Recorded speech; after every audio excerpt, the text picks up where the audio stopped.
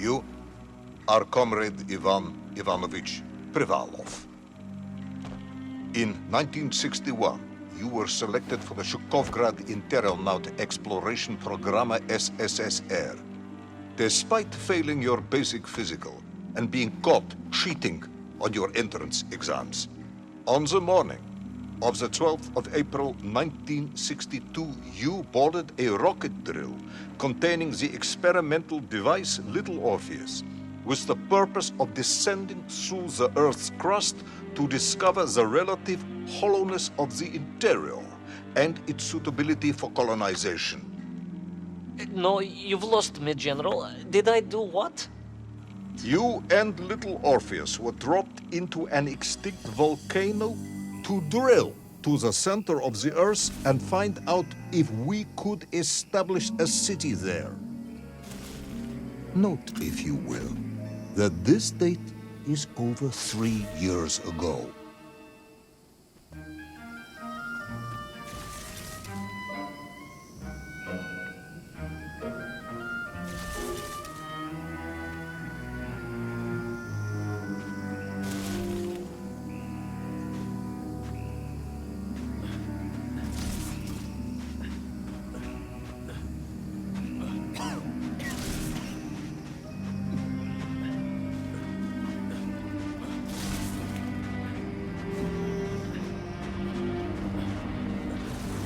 Ivan Ivanovich, can you describe Little Orpheus to me? Of course. It was large and round and had something of a disagreeable smell. I was referring to its technical specification. Well, General, I am no man of science, but it had this radio thing that I was supposed to use to let the surface know I had arrived, and some sort of battery wrapped in this lead box. But I was told to not touch anything under any circumstances, and I did notice the engineers who worked on it were quite a shifty bunch.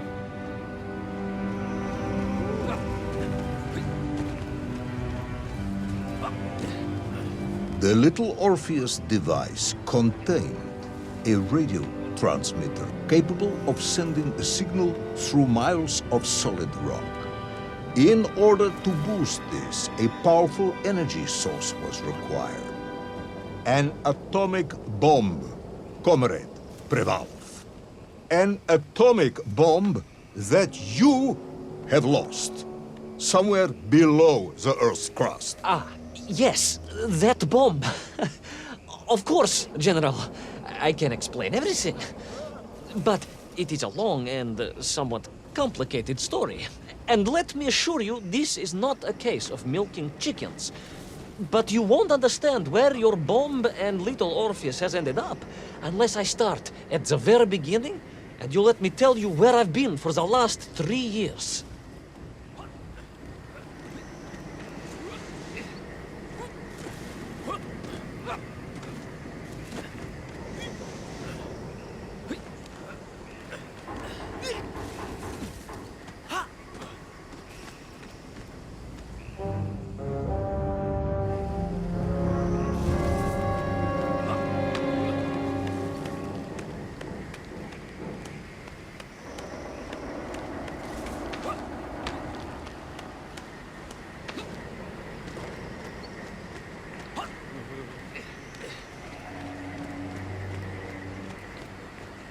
From the beginning, then. But this had better be good. Good, General. It's more than good. It's extraordinary. And it began like this.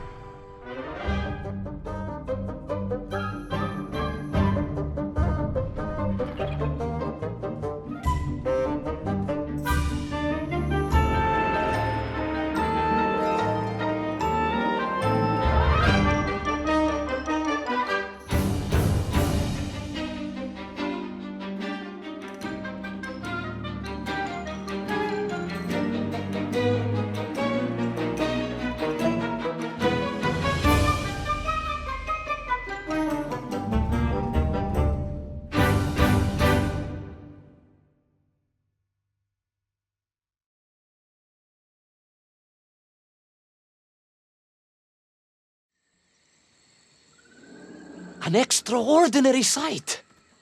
I realized this must be the fabled land of Plutonia, as documented by the brilliant scholar Obruchev.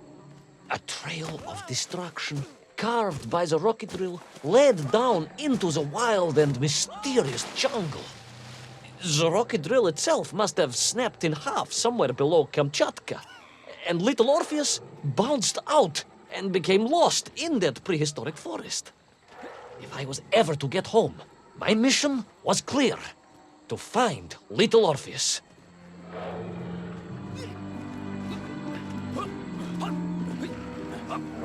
I steeled myself and plunged deeper into that prehistoric jungle where insects the size of dogs buzzed around. Dogs. What sort of dogs? I beg your pardon, General? Large dogs or small dogs? Big like an ovcharka or small like a barlonka? Does it really matter? Of course. Detail is all important. Ovcharka then, General. The size of an ovcharka. I find that very hard to believe. Would you find it easier if they were the size of a balanka? No. But I'm enjoying your attempts to persuade me.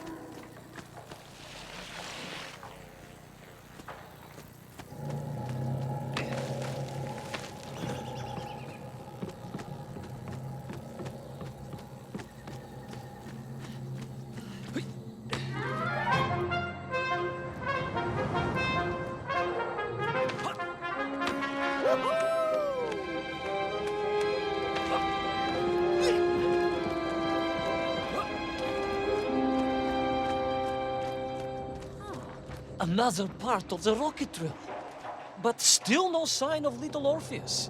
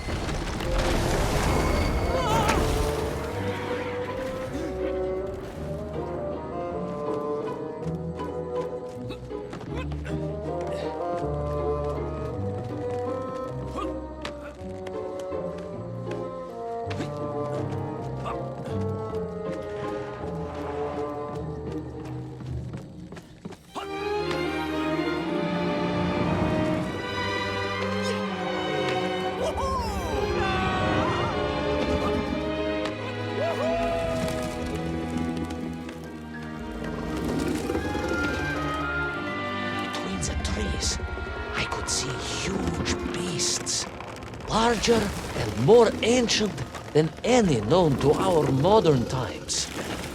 Could it be that Obruchev was right? And deep below the Earth's surface, prehistoric monsters still roam freely? Yes, but little Orpheus.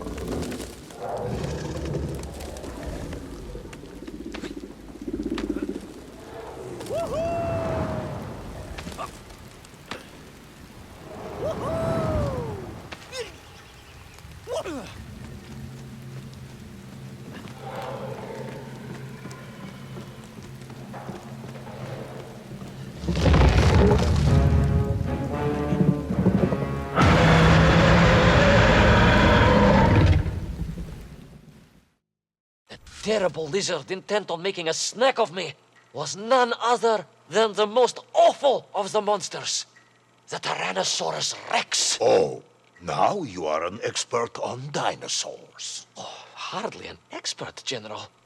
Just educated by the best schools in the world, like all good socialists. And I remembered one crucial thing. I'm listening. Well, its greed is without bottom, its hunger is ferocious, but its brain is absolutely tiny. So, it can roar and roar as much as it likes, but it will never be a match for the sharpened mind of the good Soviet worker. All I needed was a plan to outwit the monster.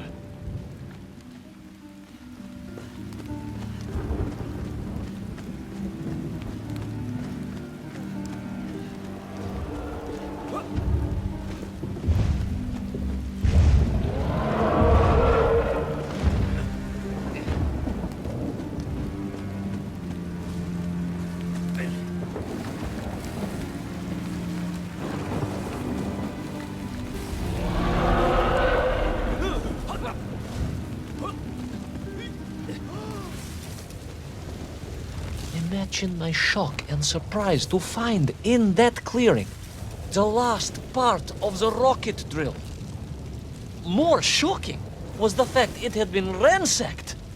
Someone had made off with the tools, the weapons, the rations, and the spare parts for the Pragviev. I began to suspect foul play. Perhaps little Orpheus was not lost at all, but stolen. All I could do was follow the trail further into Plutonia.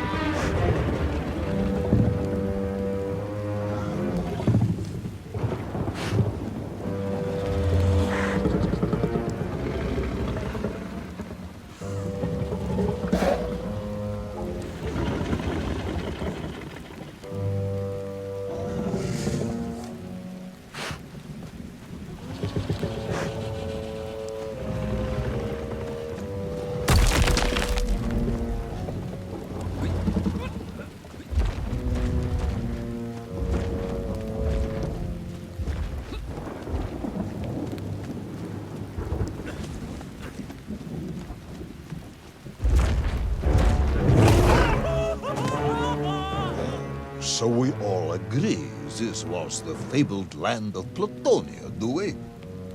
I don't remember accepting that. I will admit it might not have been Plutonia if you are prepared to accept the dinosaur. This isn't a negotiation, Ivan Ivanovich. General, you can disagree all you like, but there's very little you can do to persuade me it wasn't a dinosaur. I might not be able to persuade you, but I can always have you shot.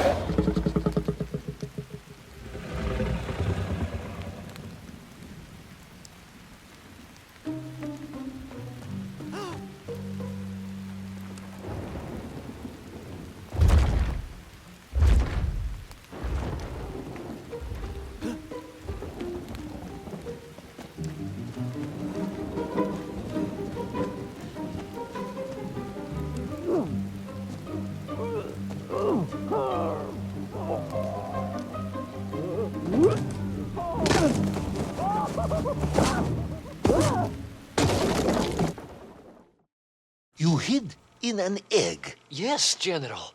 I hid in an egg. I am glad to hear your military training was not wasted. If only I had a single legion of men as brave and ingenious as you, with only 100 men equipped with eggs to hide in, we could roll across Europe in a day. General, are you mocking me? You are as sharp as you are brave, Tavarish.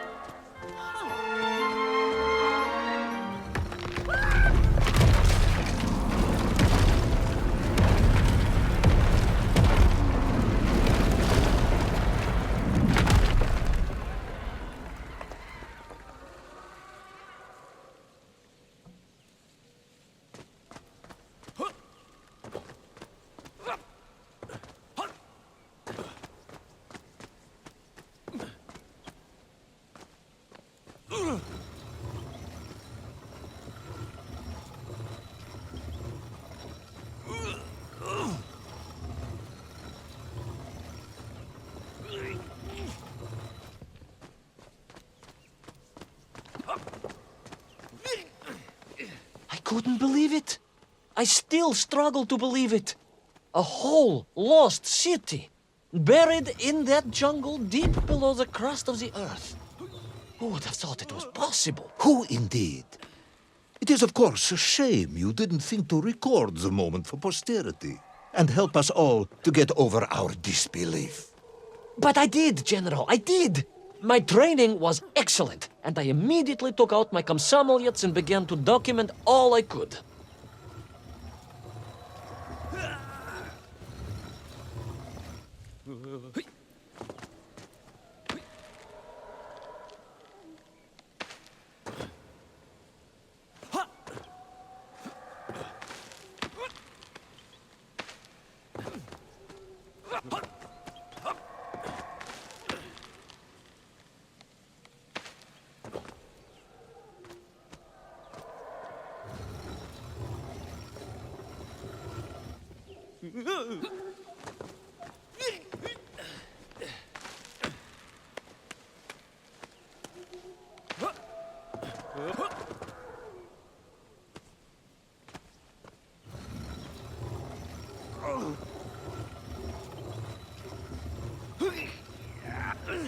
So, where is this camera now, then?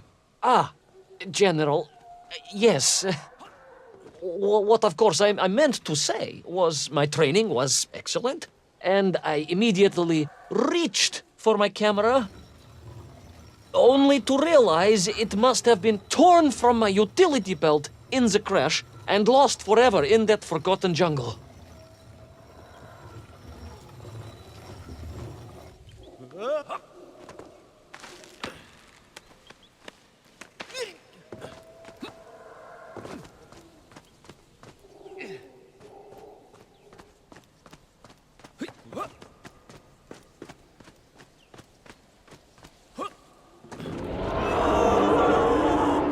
A horrendous beast had returned and was hungrier than ever. Perhaps it was angry it had been fooled by an egg-wearing idiot. That is unkind, General. It may have been small of brain, but it was grand of stature. Whereas you, Ivan Ivanovich, are lacking in both departments.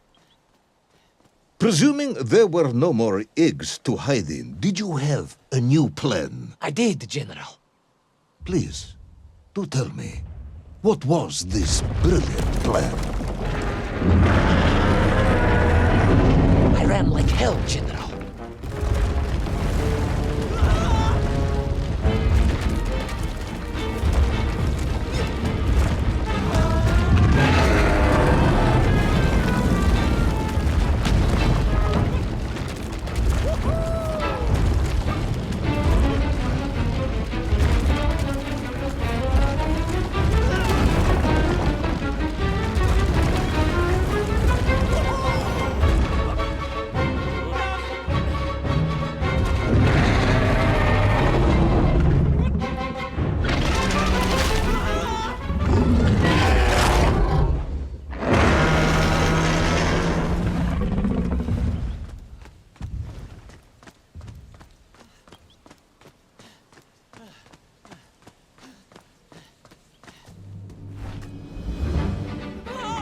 Will our intrepid yet doomed hero survive the jaws of the ferocious dinosaur? Will he meet his end miles underground as an aperitif for a ravenous raptor? What dark secrets could be buried in the lost city of Agatha? Will the general ever discover the location of his lost bomb? All of these questions and more will be answered in the next exciting episode of Little Orpheus!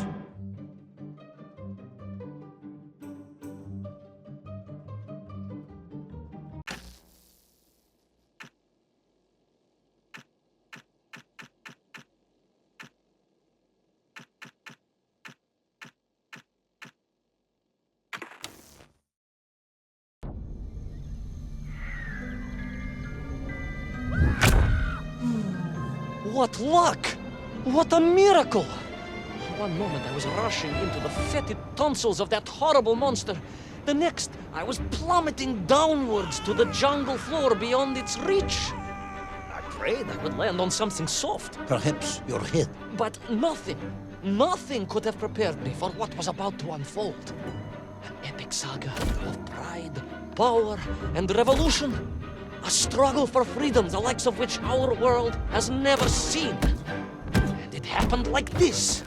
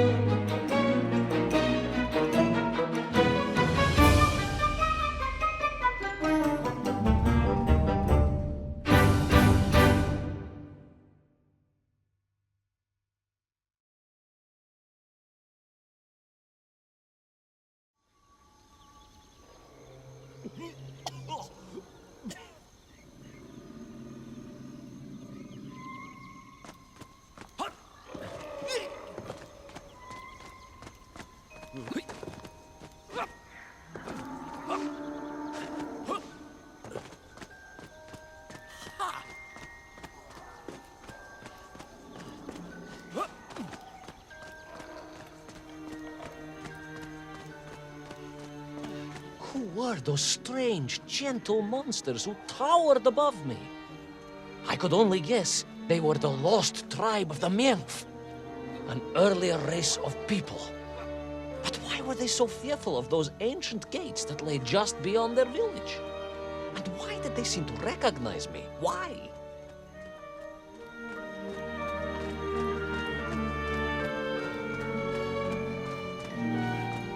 Yes, I'm also wondering why. No, a как же, General? Who was I to question such things? Trapped as I was deep underground. I was more curious, I must admit, about the location of little Orpheus.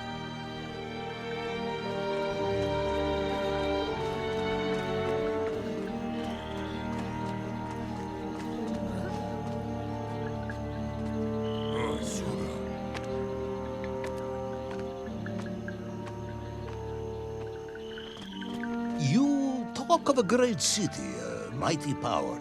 Yet your nymph squatted like savages in huts at its boundary. They did. And the answer to that mystery lay beyond my grasp at that point. Because it was a wonder, it truly was.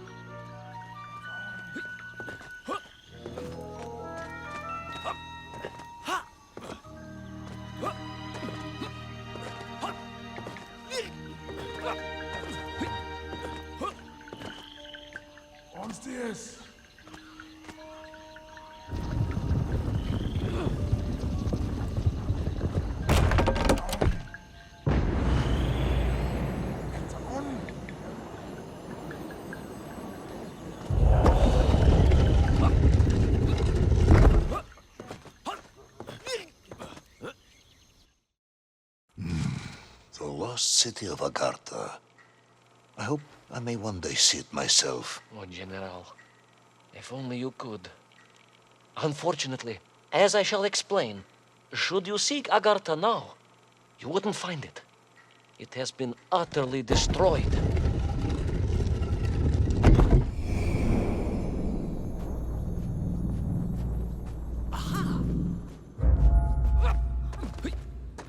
Utterly destroyed? Utterly, General, a tragic loss. A convenient loss. I imagine archaeologists weeping as I tell you. But most importantly, before we continue, you must understand one crucial fact about its destruction. Which is? It wasn't my fault.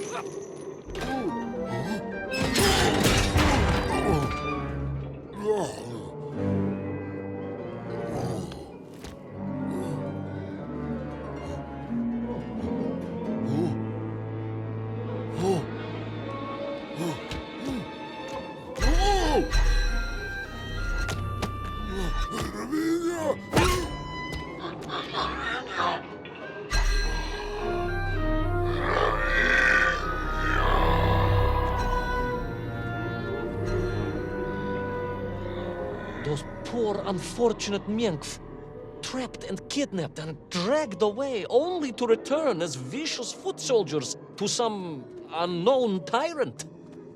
And yet, there was something familiar about the shtukovna they were forced to wear on their heads, which I was sure were being used to control and enslave them. And what was that? General, it curiously resembled the radio sets I used to tinker with as a child. Radio sets. It was very curious. It was very curious. It was extremely curious.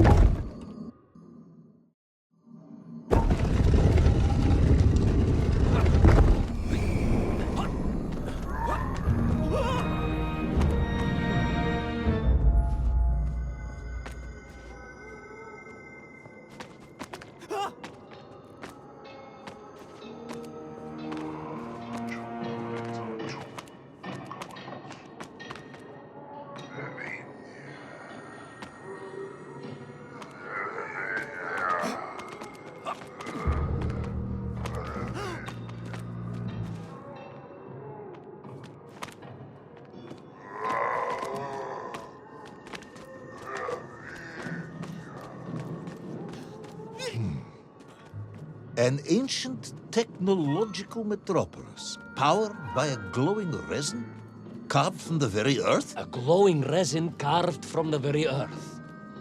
Do you see, General? I fear you are about to enlighten me.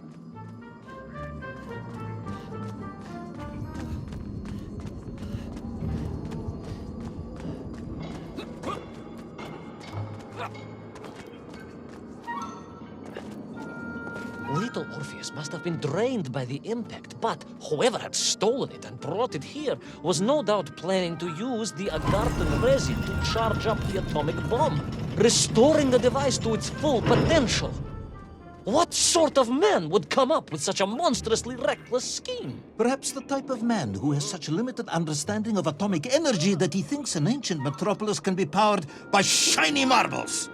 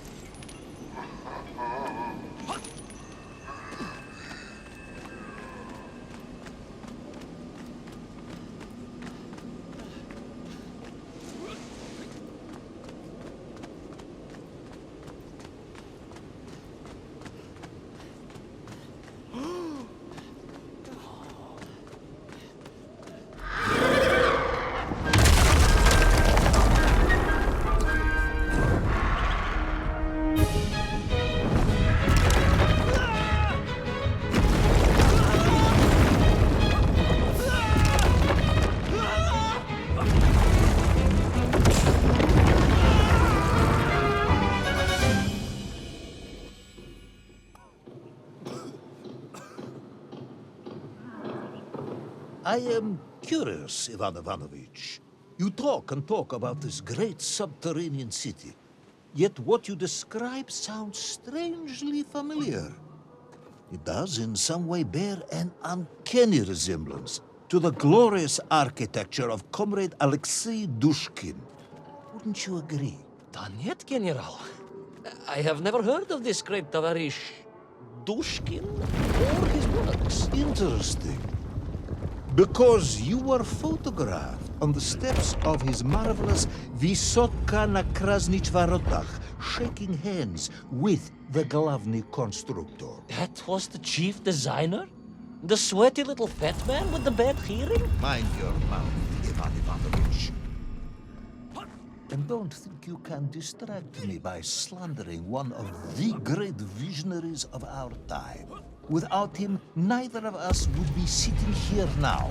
Must remember to thank him for that, General.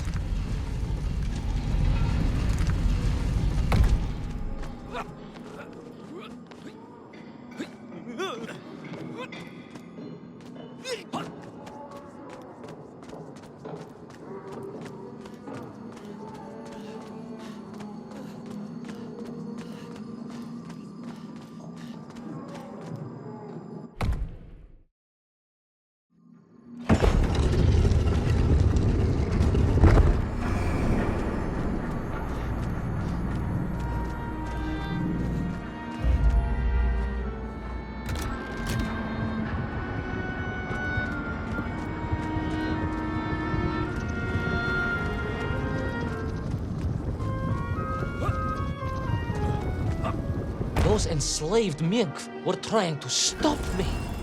I was sure of that now. I find myself sympathizing with them, I must admit. No, General, then I have failed to win you over. Uh-huh. A point of agreement at last.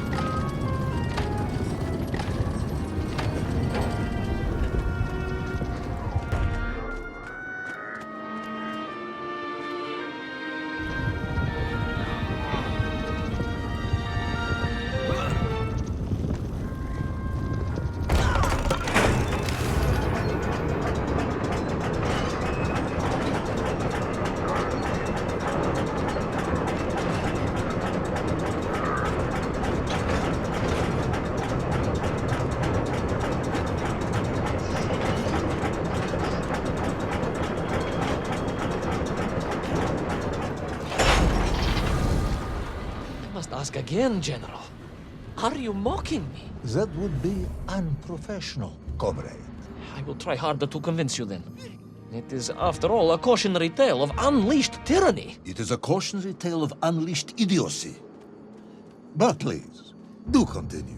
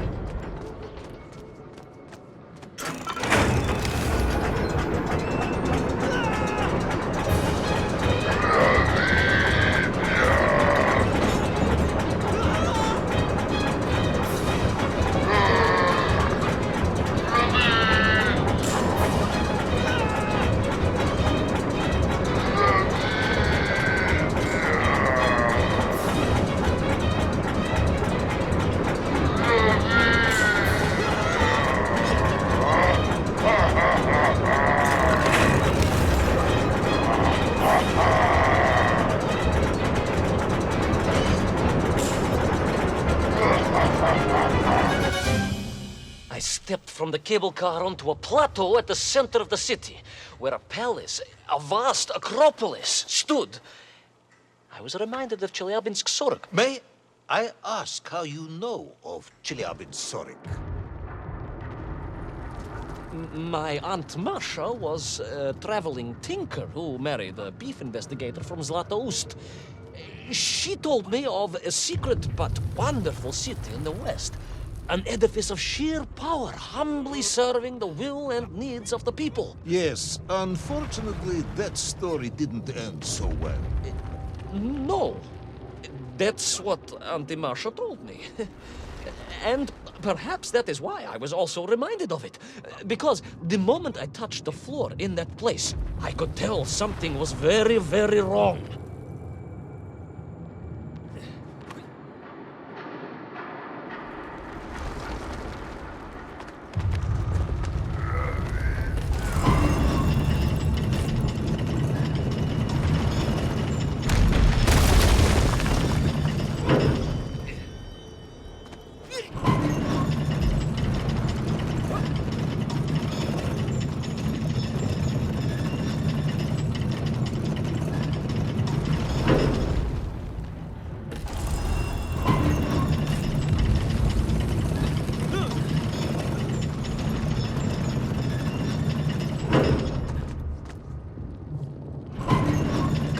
Began to shake, alarmingly, and the whole city felt as if it was shuddering. I could only imagine what I would find at the heart of the vast temple. If it isn't a giant glowing marble, I'm going to be very disappointed.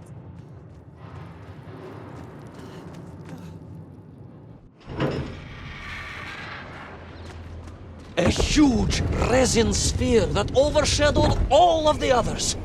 I caught glimpses through the twisted architecture. And it was then I saw him. Him? The thief, the enslaver, the tyrant, sucking the power from this wondrous city as he drained the very lifeblood of the ancient civilization and drew it into the atomic embrace of little Orpheus. With a song in my heart, I raced onwards to stop him.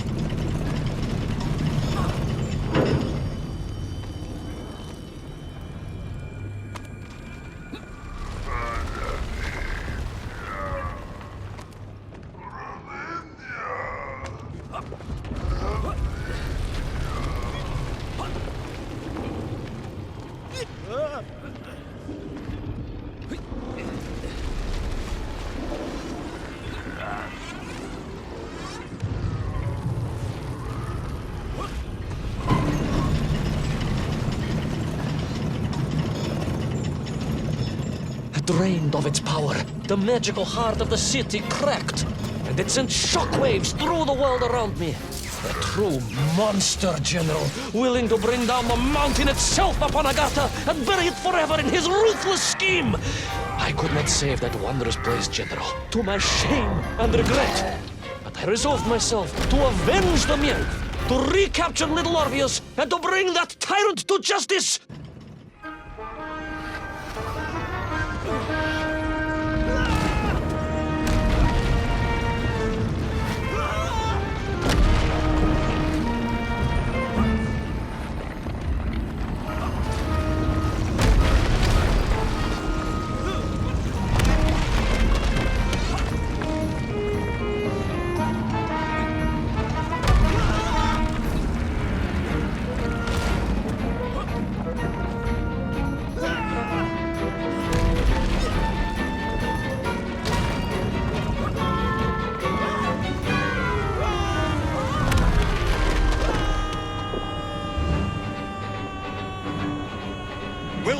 plucky yet careless hero fall forever through those unknown skies? Will he discover the identity of the brutal thief commanding the army of the Menkth?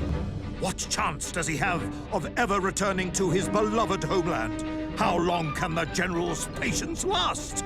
All of these questions and more will definitely be answered in the next exciting episode of Little Orpheus!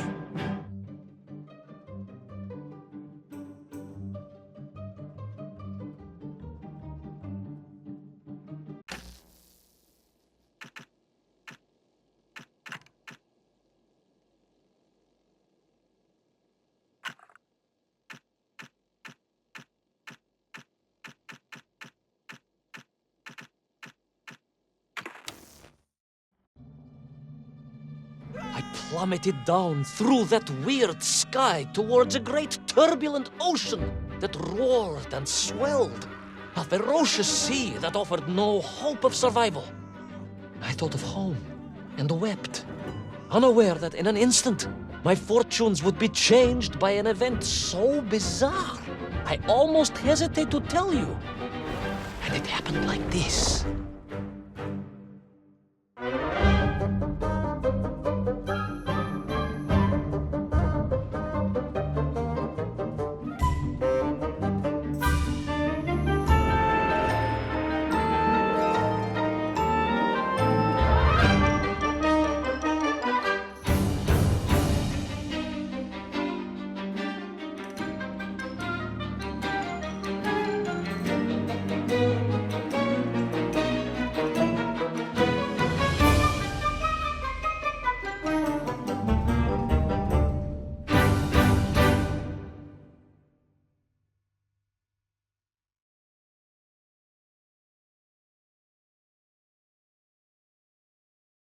A giant whale? It was huge, General. You were swallowed by a giant whale. Yes, General. You look remarkably well for a man who was swallowed by a whale. I am blessed with a strong constitution, General.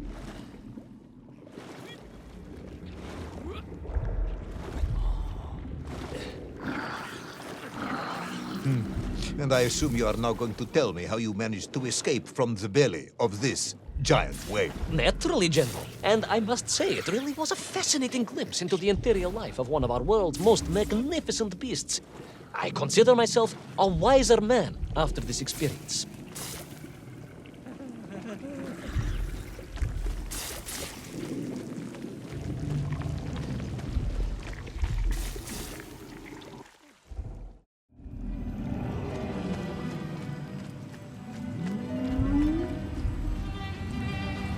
It was an extraordinary place, General. I could perhaps deliver a lecture on the subject to Moscow University's Zoological Society, if you like. I only want to help. The Moscow University Zoological Society has, I suspect, better things to do than listen to the ramblings of a man who claims he was swallowed by a whale.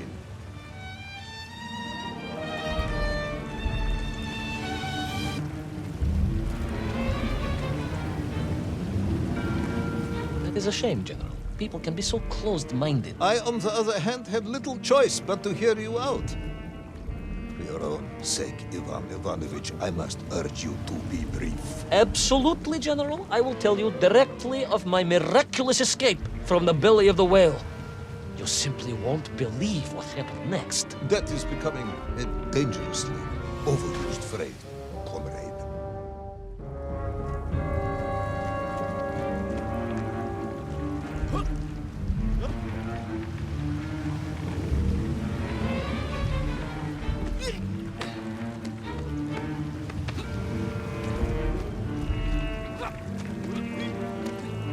And so I found myself deep within the whale's organs. A strangely beautiful place. A sort of fleshy wonderland. A glade of polyps and globules. A landscape as awe-inspiring in its way as the forests and mountains of Altai. Oh, my home, General, that I yearned and longed for and only hoped, as I hope now, that I might one day see again. I think we're all longing for home at this point. Oh, with warm slippers, a mug of steaming spitzin, and a roaring fire. Not far from home, trapped inside a monstrous fish with only the strange and evil-looking worms that infested its gut for company. With only one's dedication to one's country and mission to keep one from falling into despair. But no, General, I could not. I had to escape, to find little Orpheus and my way back to the surface and home.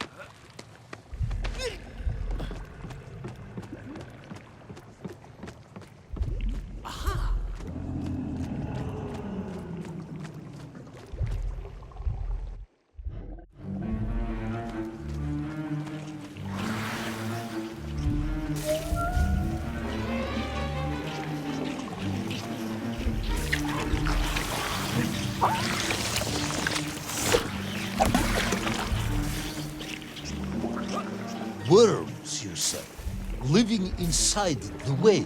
Oh, they were horrid things, those worms, General. And most unwelcome, I would say. Parasites. They had just how rampant their infestation, nor of the tremendous sizes they could grow to.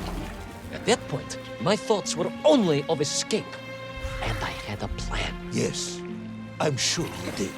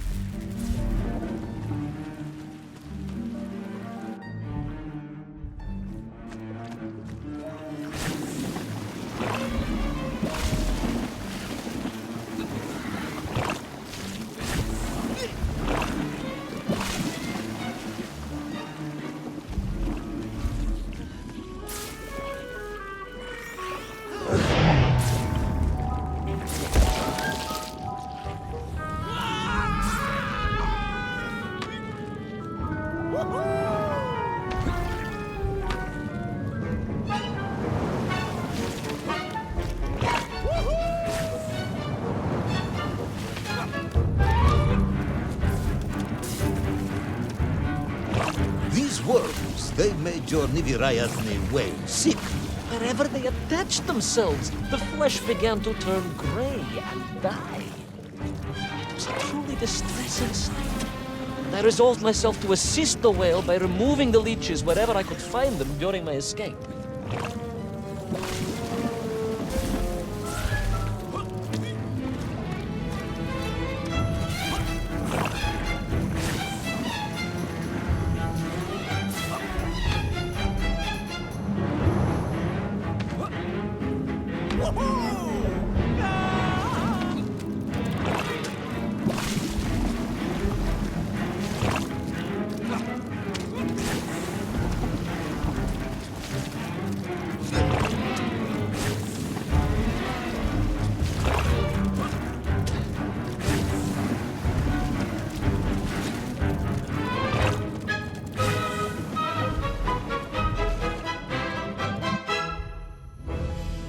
In my mind, it was a simple plan, General. I would climb up through the whale's throat, into its mouth, then wait until it opened it to feed, and swim out. Ah, yes. Brilliant, Ivan Ivanovich. Only one or two minor flaws with it. For example, did it not occur to you that the whale would likely be deep underwater when it ate?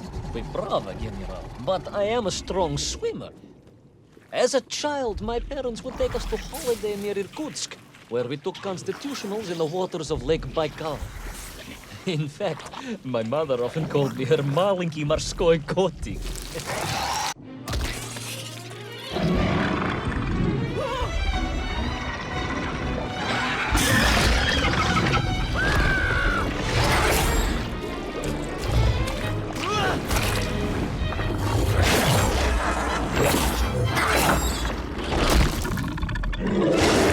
A giant worm for a giant whale, huh? At the risk of repeating myself, it was huge, General. The Moscow University Zoological Society may be interested after all. Let us take a moment, Ivan Ivanovich. Your ridiculous plan to escape through the mouth of the whale failing, you would now have me believe you had embarked on some misguided crusade to free it of the worm infestation. To what end, exactly? When one suffers, we all suffer, General.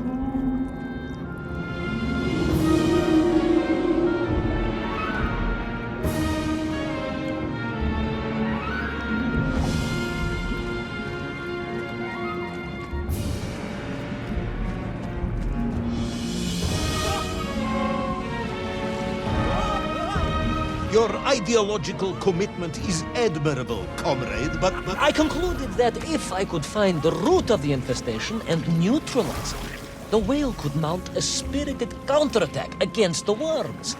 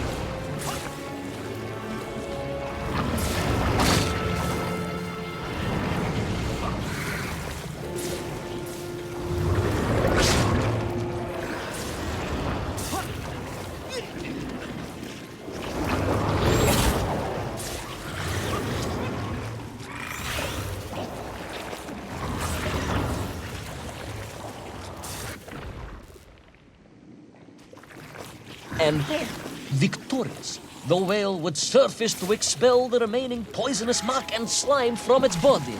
And at that point, I could escape through the nearest convenient orifice. In this case, most likely the blowhole. That is the most revolting thing I've ever heard. General, we are Russians.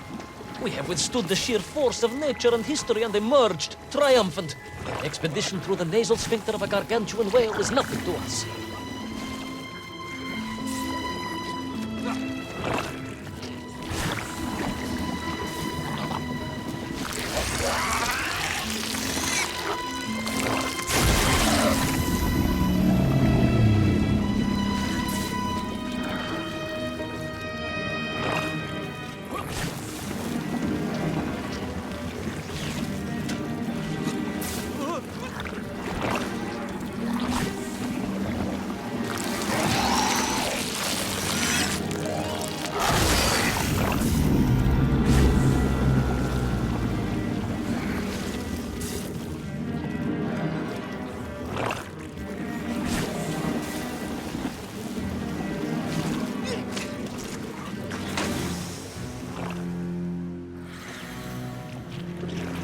And then, victorious, the whale would surface to expel the remaining poisonous muck and slime from its body. And at that point, I could escape through the nearest convenient orifice. In this case, most likely the blowhole. That is the most revolting thing I've ever heard. General, we are Russians. We have withstood the sheer force of nature and history and emerged triumphant. An expedition through the nasal sphincter of a gargantuan whale is nothing to us.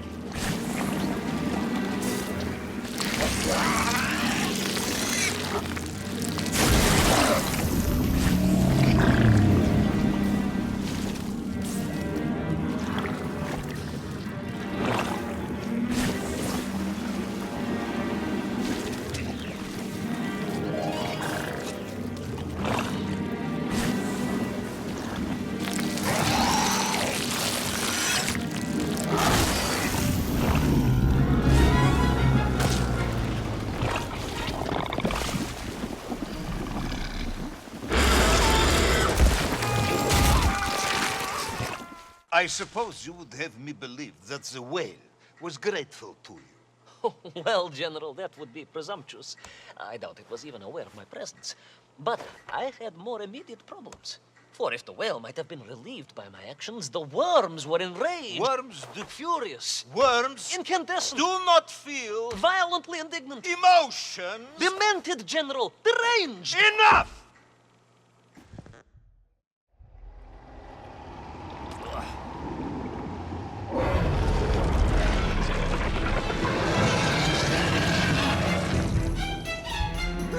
Where is little Orpheus? Where is my bomb? Unless you are trying to tell me the whales want that as well. No, it did not, General. That would be absurd. No.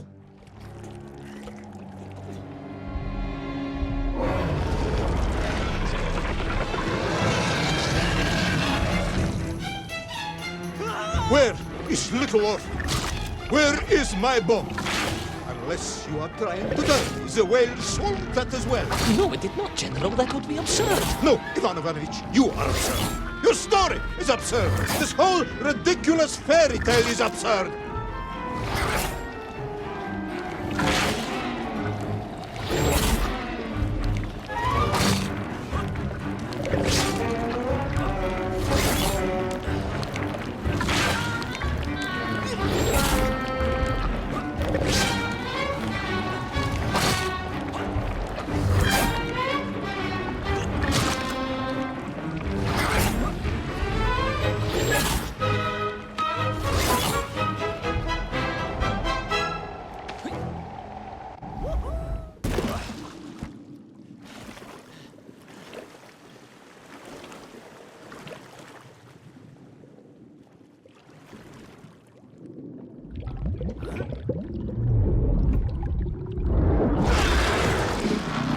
Will our brave yet foolhardy hero escape the furious worm?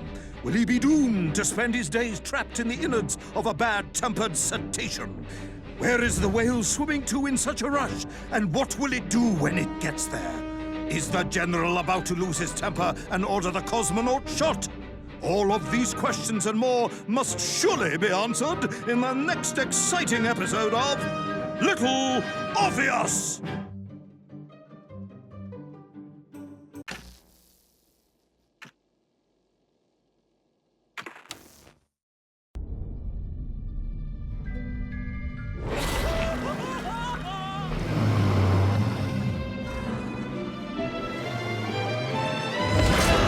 Flew from the whale's blowhole like a supersonic jet. And below me, the ocean became a sheltered bay studded with white shapes. You will be amazed as my epic journey unfolds. For here, it was about to take a most unexpected turn. And it happened like this.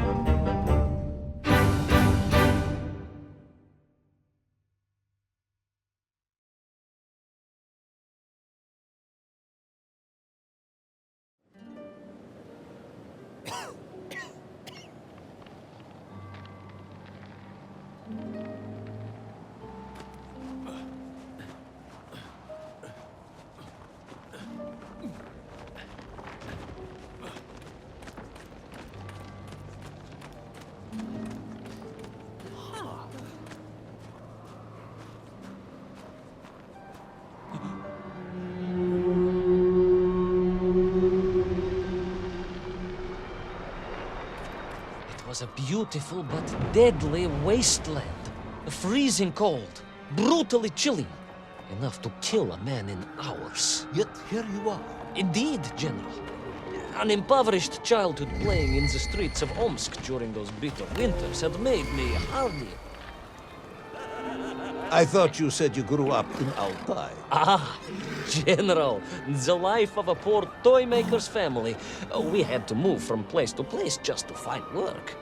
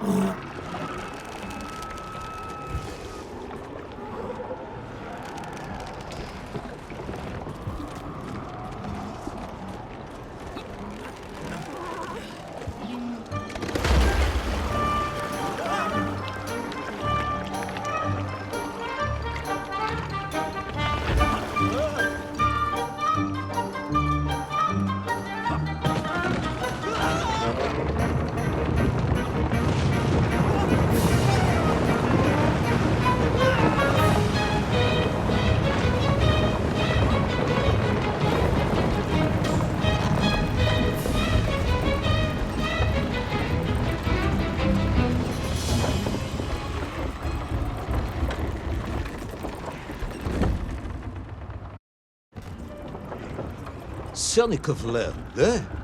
Of course, Sonikov himself reported nothing more than a bluish fog on the horizon. Your island may be nothing more than the product of... General, consider this. Imagine taking a simple peasant, a pig shepherd, for example, and telling him one day humans would fly around the earth beyond the sky. He would say you were stark raving mad, Saldaphone, a ridiculous Kazyol Baradati, a buffoon stuffed into a military uniform, a pridurak, a chuchela tuparile. This peasant of yours had better watch his mouth if he doesn't want to spend his holidays in Solovyetsky. Perhaps you should return to your story.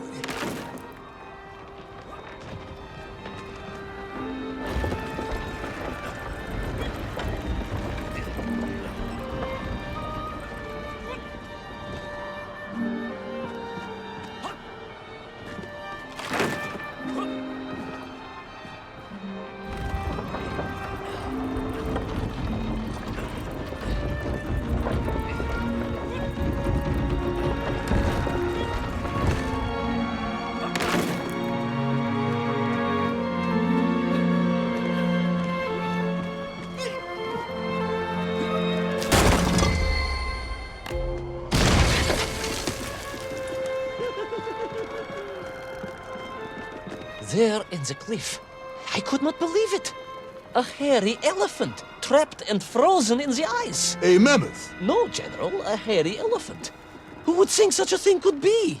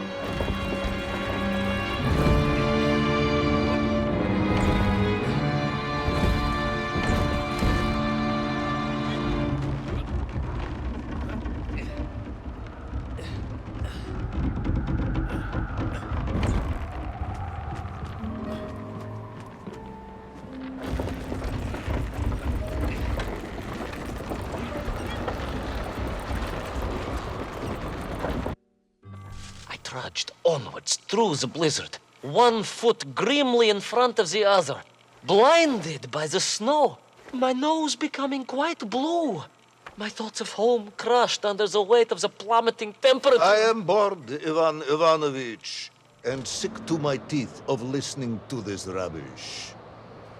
Let us speak plainly now. You will tell me where my bomb is, or I will have you shot. I am just getting to that, General. Shot! Comrade Primal! Shot with real bullets, fired from a real gun, not some ludicrous Bultavia about lost cities and dinosaurs and mink and mammoth. That was a hairy elephant. No! I will not tolerate any more! Where is the bomb, Ivan Ivanovich? Where is little Orpheus? It was right there. What? It was there. At least I realized it must be. Where? There? On Sonic Land? Yes, General. Because as the storm began to clear, I realized with a strange excitement and trepidation that I was not alone on Sonic Land.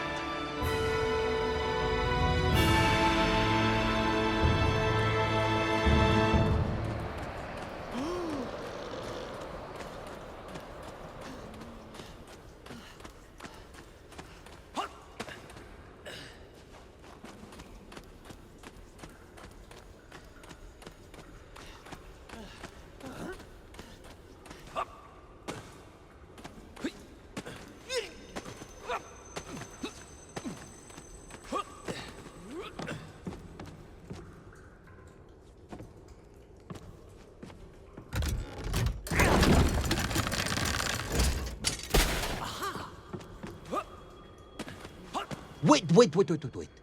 Go back. You say these lifeboats came from Zarya? A Russian ship? Zarya returned home, but not with all of her crew. And here were the missing lifeboats, trapped in the ice for all of these years.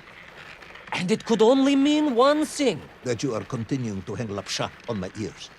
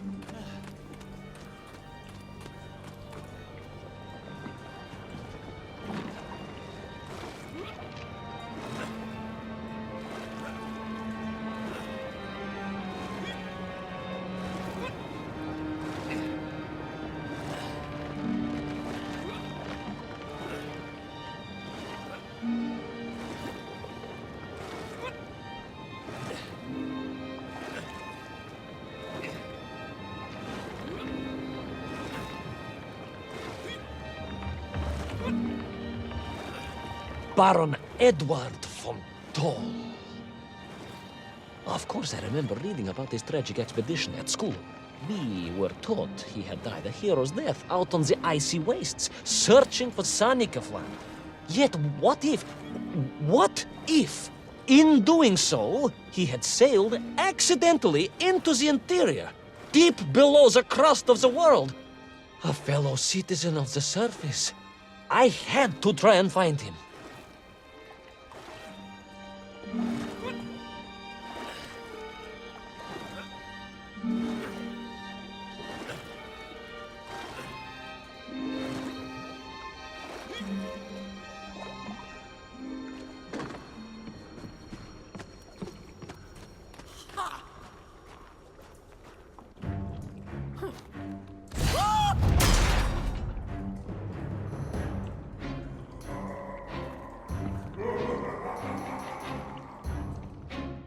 A dead explorer stole my... Not dead, General, but quite insane.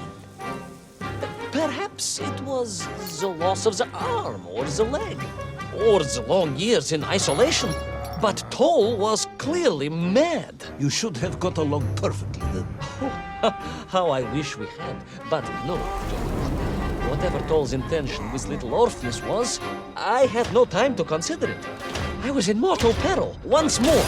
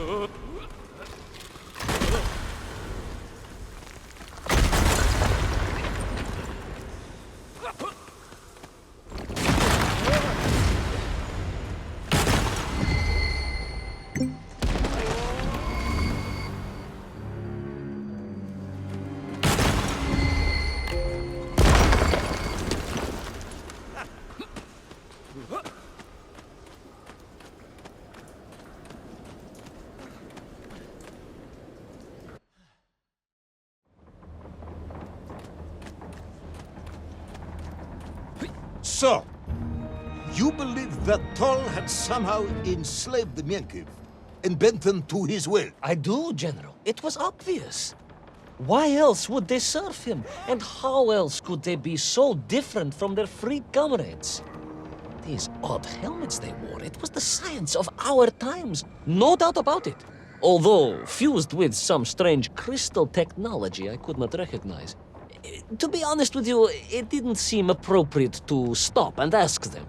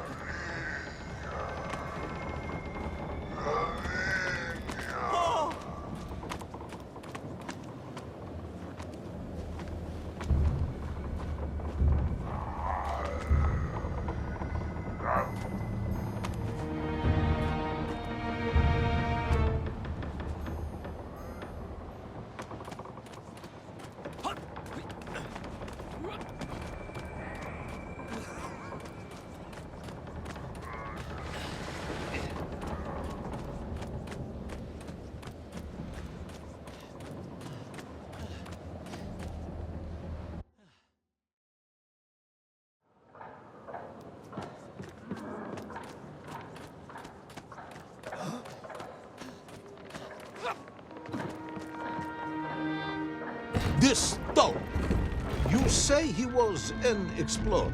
Yes, General, he was.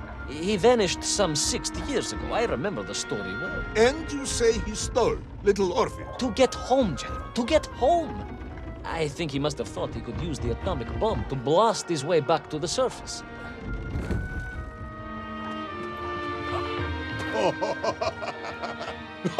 Brilliant, Ivan Ivanovich! And you expect me to believe that 100-year-old madman not only survived below the Earth's crust, but enslaved his Menkiv, explored the lost worlds, and discovered the secrets of atomic power, all by himself? A Tsarist general! An imperialist! No doubt harking back to the terrible days before the Great Revolution. And Estonian! Estonia? Estonian general! They are wily people.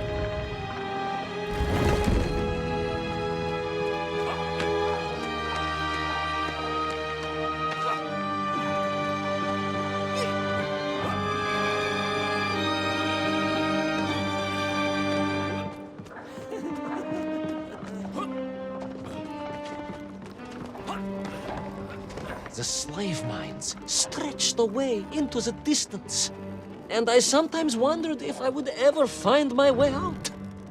But I never gave up, General. Of course you didn't. You are a hero, Ivan Ivanovich. No, General, no, I am no hero. I am a simple toymaker's son from Tomsk. Omsk. General? Omsk. You said Tomsk. I said Omsk. You said Tomsk. General, I think I am well aware of the city of my birth. Perhaps all the moving around as a child confused you.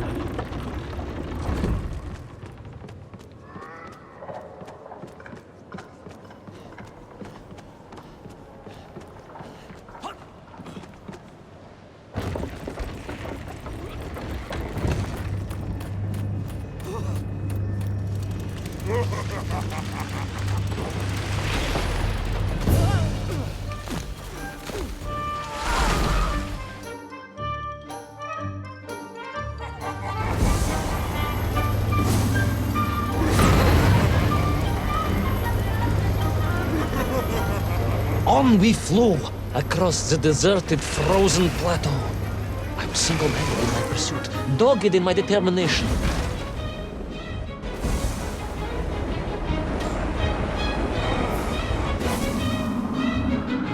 I would take back little Orpheus and prevent Toll from detonating the bomb. Ah, you are as humble as ever, Tavares. Well, General, you are a great military leader, a great strategist, whereas I am simply the humble son of a watch toy maker, and driven by patriotic fever, with no regard for my own safety. I rushed blindly on. Well, General, you are a great military leader, a great strategist, whereas I am simply the humble son of a watch toy maker, and driven by patriotic fever, with no regard for my own safety. I rushed blindly on.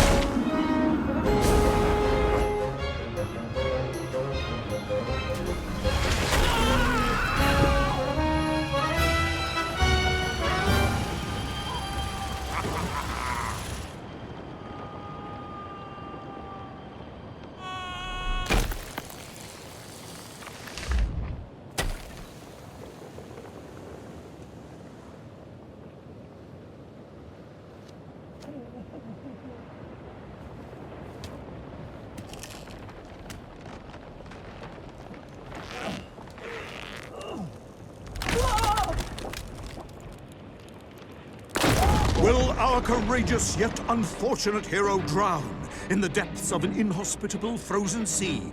Will he thaw out in time to prevent Toll from detonating the bomb? Will the general holiday in Omsk next year?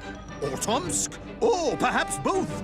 What exactly is the difference between a mammoth and a hairy elephant? All of these questions and more should almost certainly be answered in the next exciting episode of Little Orpheus!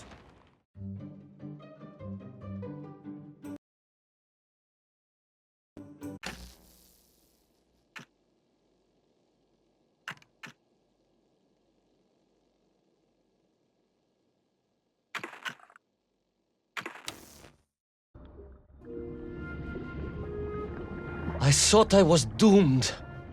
But a miraculous thing happened, General. I could breathe. It must have been the helmet that was jammed onto my head.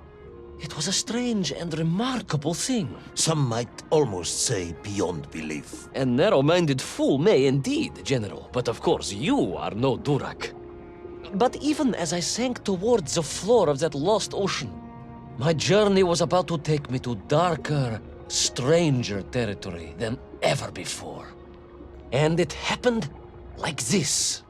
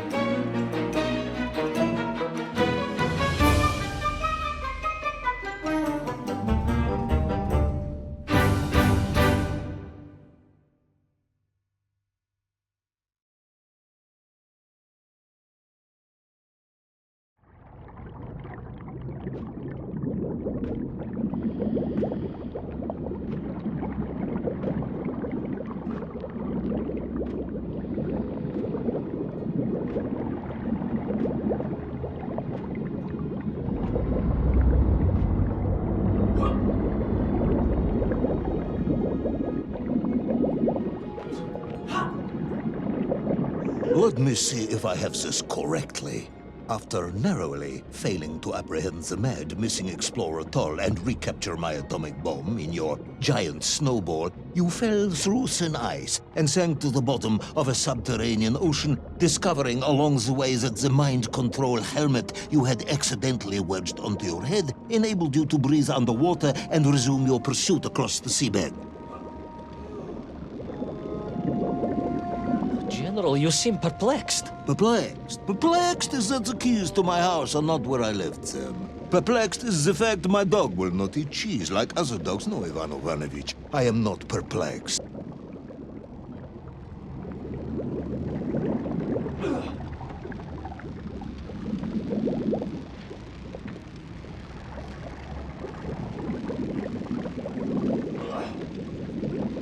Intrigued, then, perhaps? I'm not sure intrigued is the correct term either. Enraged at being taken for a simpleton? Now that, perhaps, is a better way of describing my current state of mind.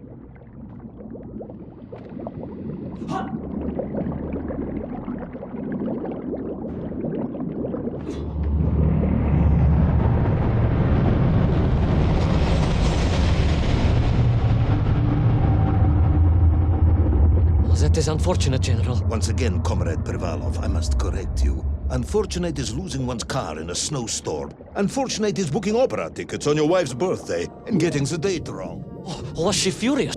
That is not the issue! Furious. However, now that is a good word. I could speak with your wife. Would that help? I could always have a word with her if you like. I could always have you shot. Oh, you could. But I suspect she would appreciate the gesture less.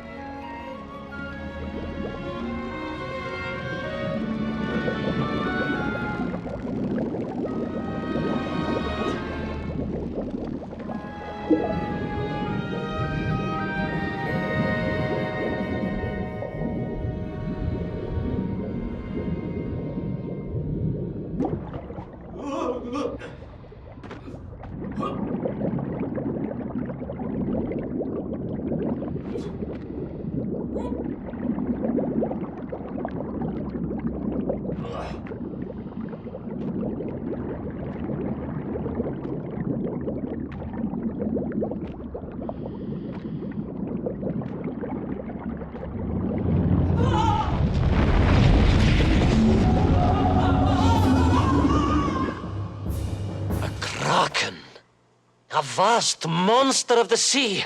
A giant, humongous, many-armed electrical destroyer of ships and cities. Electrical?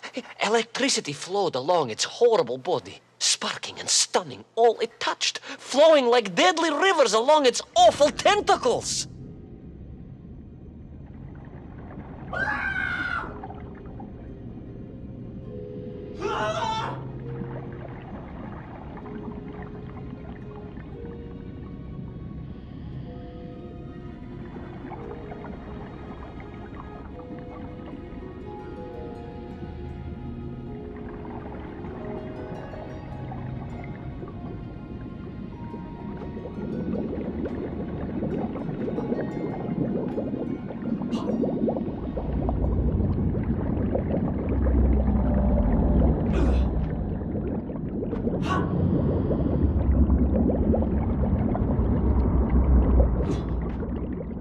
A sobering discovery. Are you suggesting that the vessel simply wandered off course and sank here? That seems unlikely even by your standards. No, General, I only wish that were true.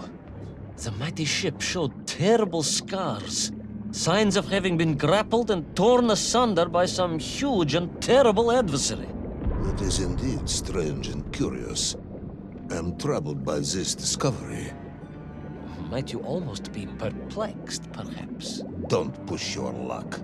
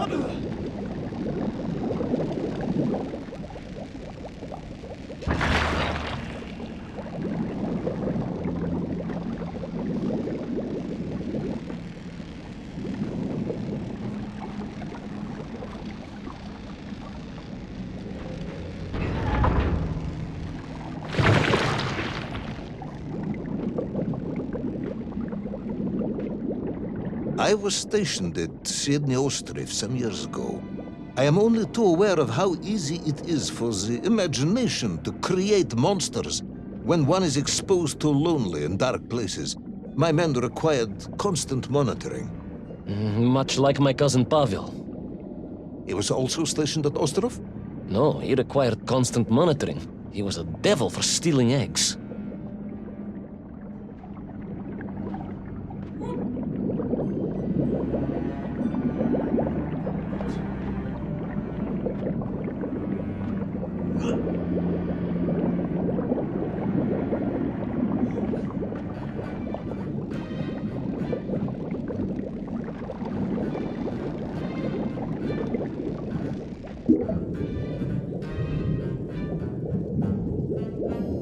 I was referring to the fear that something is lurking in the darkness. Something strange, brutish, and ill-intentioned.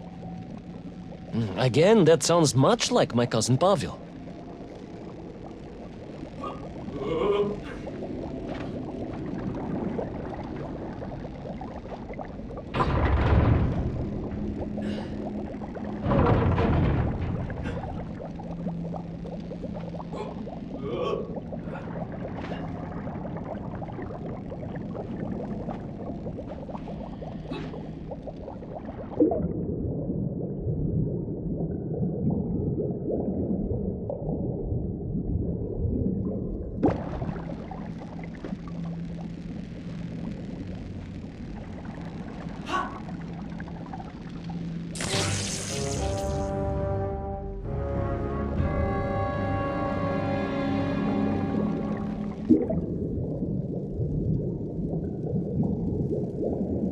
I was referring to the fear that something is lurking in the darkness. Something strange, brutish, and ill-intentioned. Again, that sounds much like my cousin Pavel.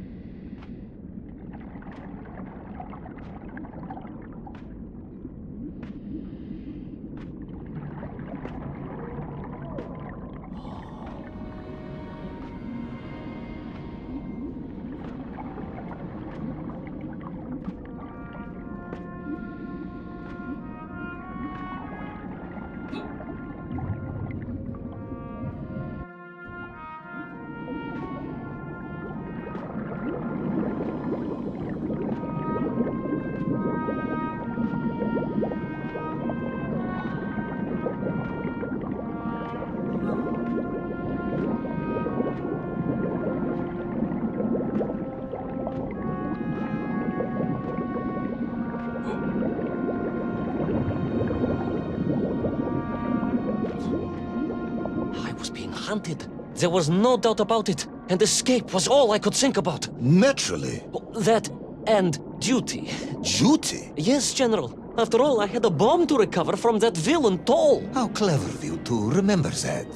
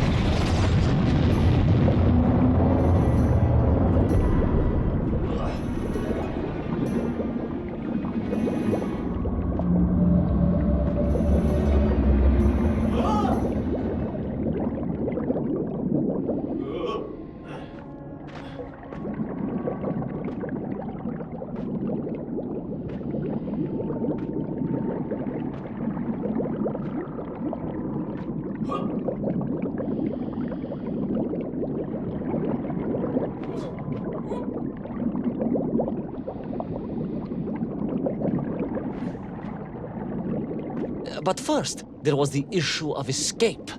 Escape from a dreadful, grasping creature that consumed all it could reach, dragging anything that wandered within its clutches to a miserable doom. A hoarder of useless trophies and stolen goods.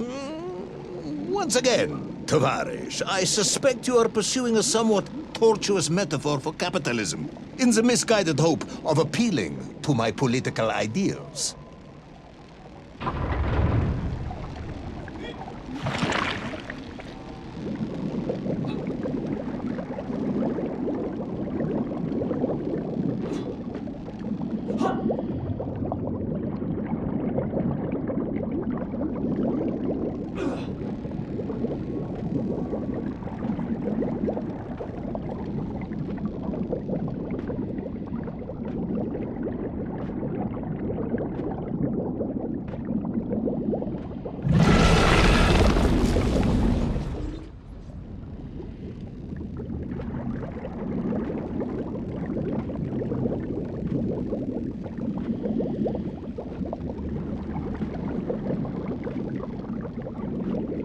I was like a mouse, General. A little mouse being toyed with by a terrible cat. Rather a wet mouse. I was like a little underwater mouse. Being stalked by a giant rubbery electrical cat with 8 tentacles. Exactly, General. Good, I'm glad we cleared that up. You may continue.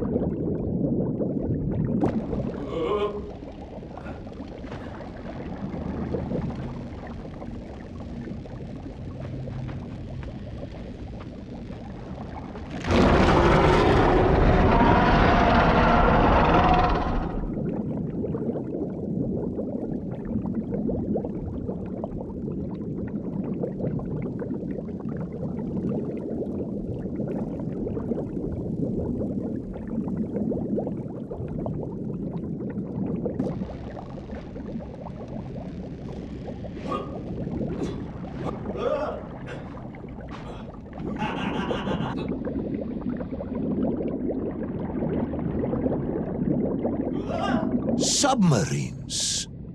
You didn't mention submarines before. Didn't I? Why? No, Naverné, General. Of course. Submarines. Millions of them. Several, at least. Any particular submarines? Did you see names, numbers? General, have you lost a submarine? I am not at liberty to answer that question, as you well know. Well, General, losing one's car in a snowstorm is unfortunate, as you say. But to lose a whole submarine, that could be considered careless.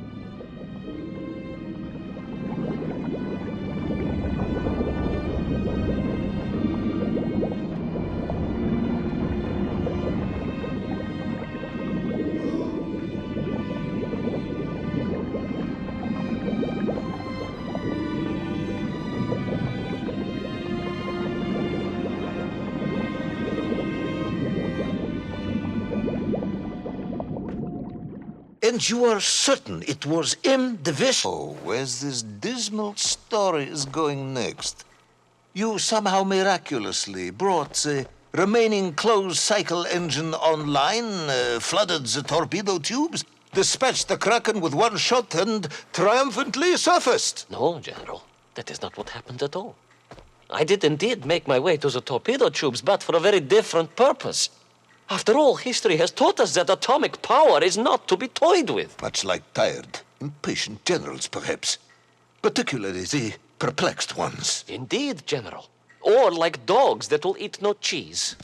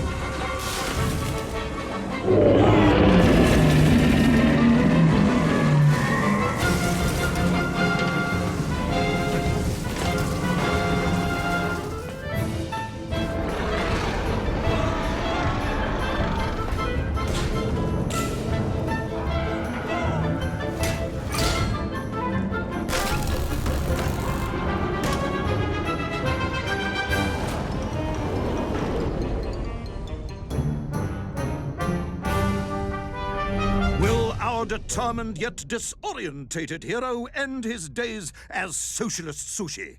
Will his daring exploits be cut tragically short by vengeful calamari?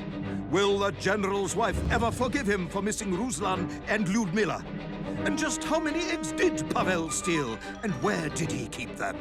All of these questions and more may or may not be answered in the next exciting episode of Little Orpheus!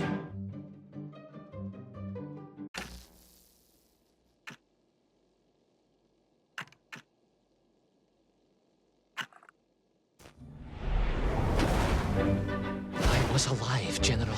Somehow, miraculously, I was alive. Some twist of fate, some hand of destiny, but I was alive.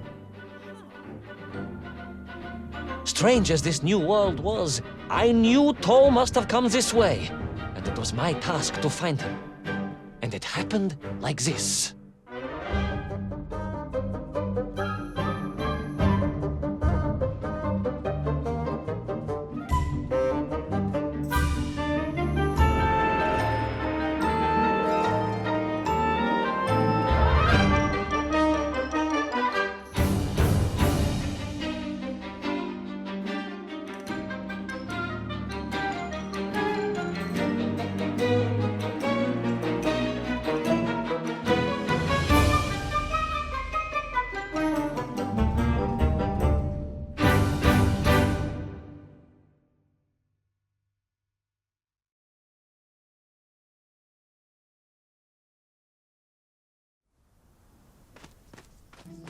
The sun beat down on me relentlessly.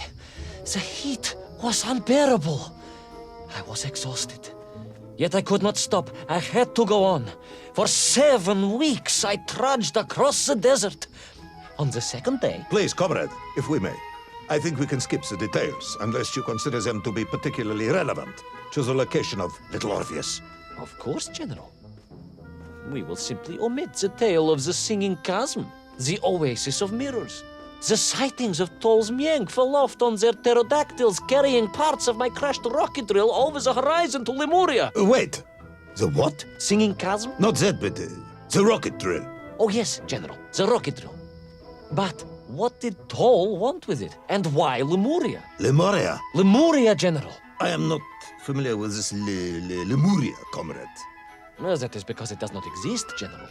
Or at least, so I thought.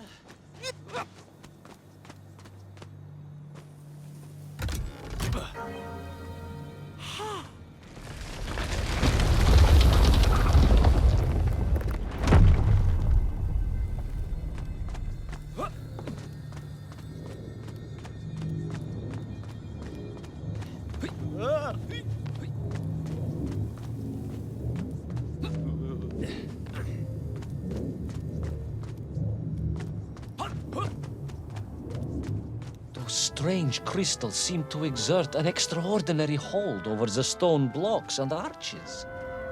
When they hummed, the whole city remade itself. Where they were missing, clearly looted by some villainous thief, the city was fallen to ruin.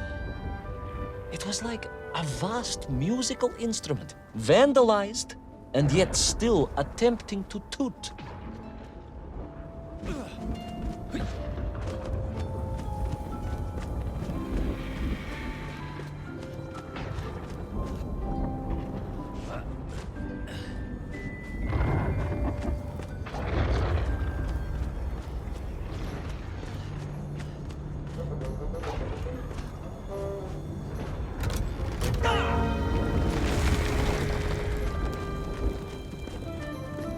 How poetic. I'm sure our engineers would be fascinated and baffled in equal measure. If the whole department hadn't been arrested for sedition last week, I would happily convey it to their skeptical ears. Sedition? Really? How poetic. I'm sure our engineers would be fascinated and baffled in equal measure. If the whole department hadn't been arrested for sedition last week, I would happily convey it to their skeptical ears. Sedition, General? Really? It is unfortunate news indeed. I am joking.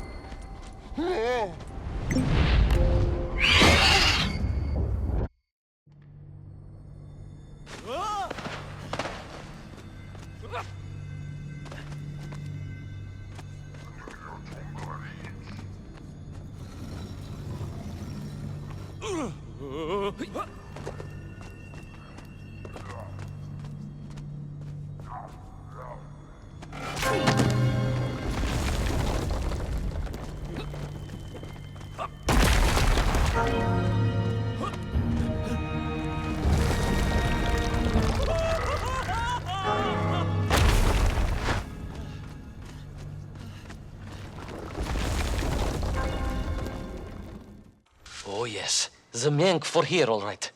Which meant whatever dastardly scheme Toll had, it was to be enacted on these burning sands. And you will explain this in due course, I imagine. Eminently, General. What you need to know first is this. I have told you already how parts of the devices the enslaved Mienk were forced to wear came from the surface. Radio parts and so on, yes, from what you have told me. Assuming there were plenty of lost ships in the ocean as you claim, for Toll to have dredged up what he needed to assemble them. Aha, good. You are one step ahead of me, General. I said assuming. Of course, assuming. Now, as I gazed in awe at the buildings rising and falling around me, I realized that the other major component of those mind-controlling helmets was crystal. Toll had raided Lemuria for them. He knew the city. He knew the crystals could amplify vibrations and waves, and was using them to boost the signal of the radio parts to exert his control over the nymph. Which meant...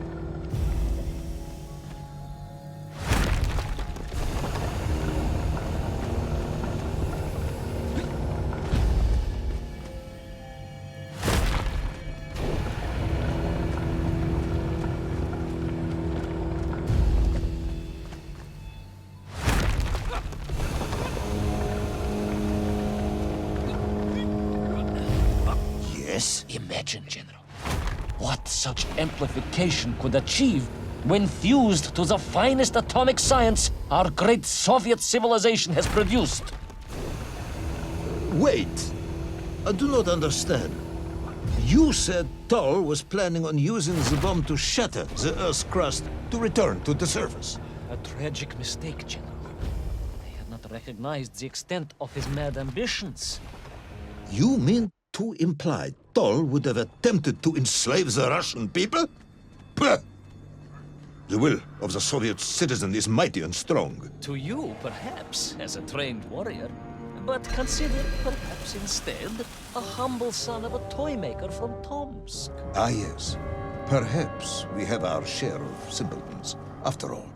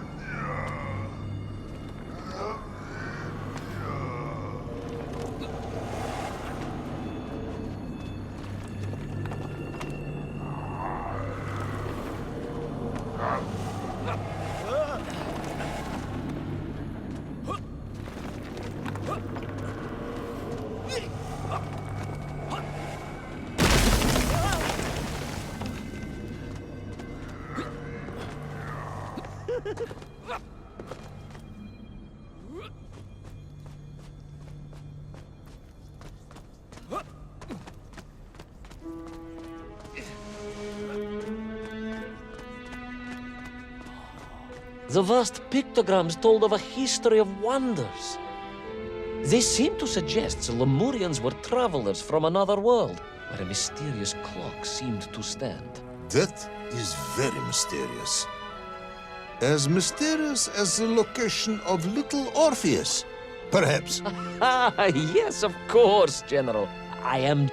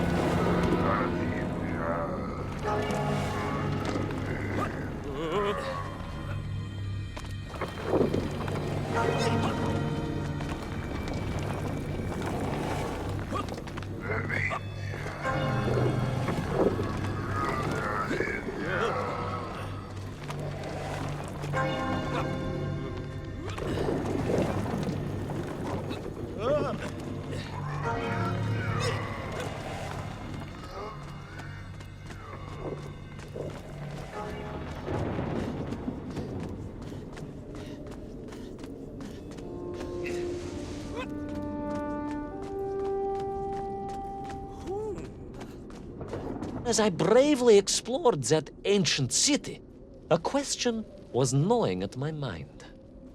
What did it mean that the Lemurians had foreseen the coming of Tol? And who was the man from above that was celebrated as the savior of the Myenkf? It was almost as if they could read the future in their crystals.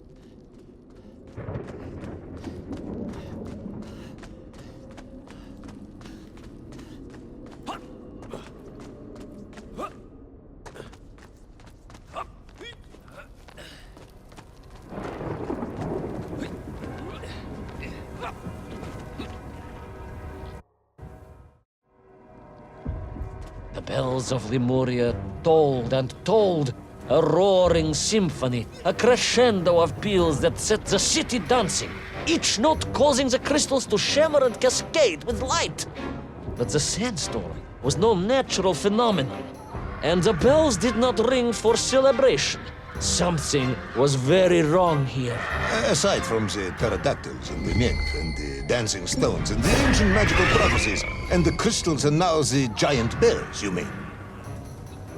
If you don't want me to continue, General, then I can easily just quietly go home. Don't think Chepucho will get you out of this one, comrade.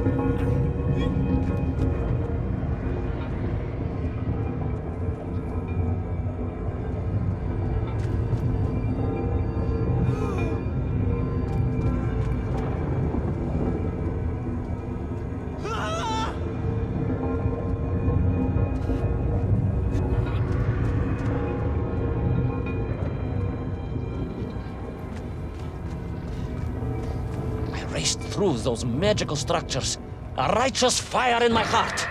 I was like Dobrynya Nikitsch, prepared to strike at the dragon who threatened my homeland. Your heroism is only surpassed by your modesty. On the contrary, General, I chose Dobrynya carefully. Like him, I raced through those magical structures, a righteous fire in my heart. I was like Dobrynya Nikitsch, prepared to strike at the dragon who threatened my homeland. Your heroism is only surpassed by your modesty. On the contrary, General, I chose Dobrynya carefully. Like him, I am a simple peasant. It was fate that chose me to descend to the Earth's core. It was General Komanin who chose you to descend to the Earth's core. But don't let that get in the way of your story. Well then, award General Polkovnik Komanin the highest medal in the world. He already has several of those. I cannot take credit for his wisdom in sending me.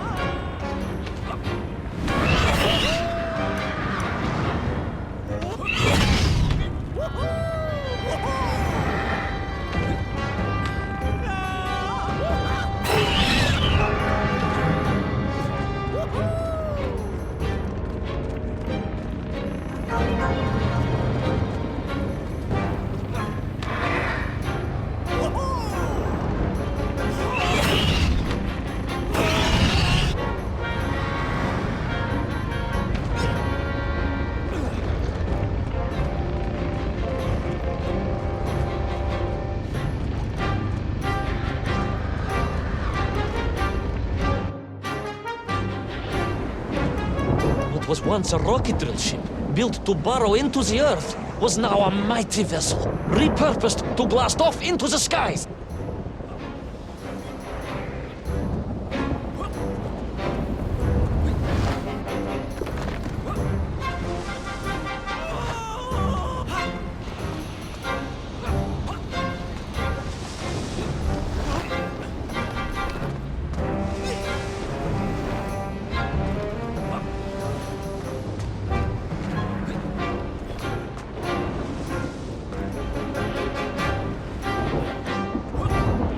There was no doubt that Toll was headed for the strange world with its clock, although to what end I was yet to understand. But there was no time to consider, no time for questions.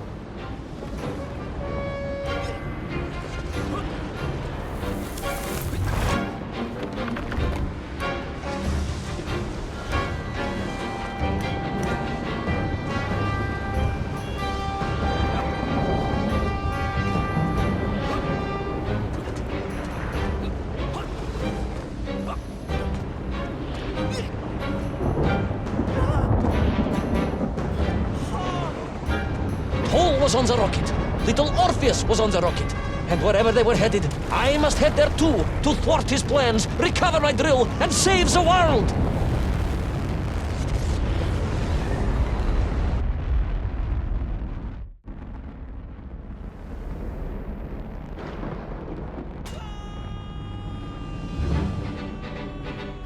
Will our enthusiastic yet disorientated hero be burnt to a cinder by the rocket's engines? Will he be smashed into the rock that surely must be beyond the Lemurian skies? Does Nikolai Petrovich Komanin really need any more medals? What was the strange clock? And what could it all mean? All of these questions and more will be answered if you're extremely lucky in the next exciting episode of...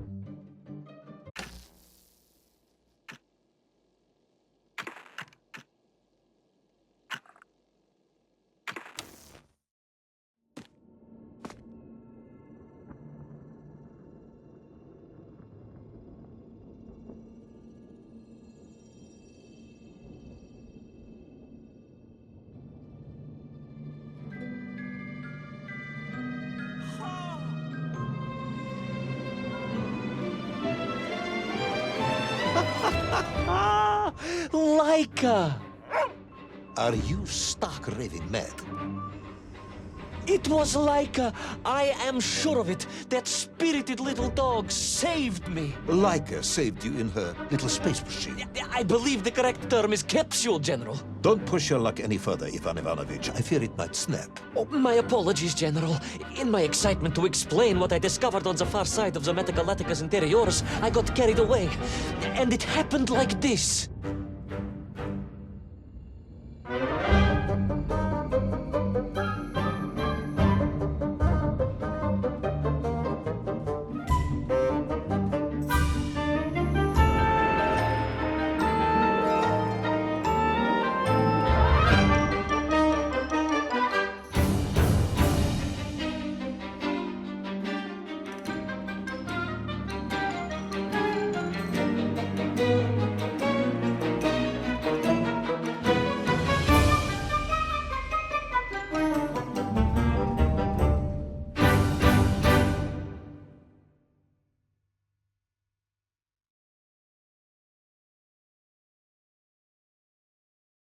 A rocky moon.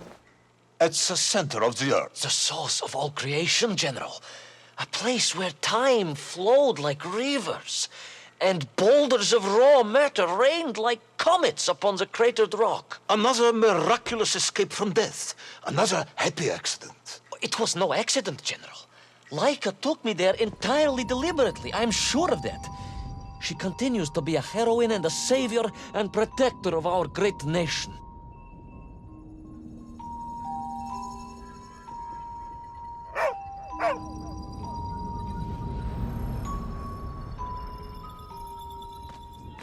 Laika died in orbit. No, General, she did not.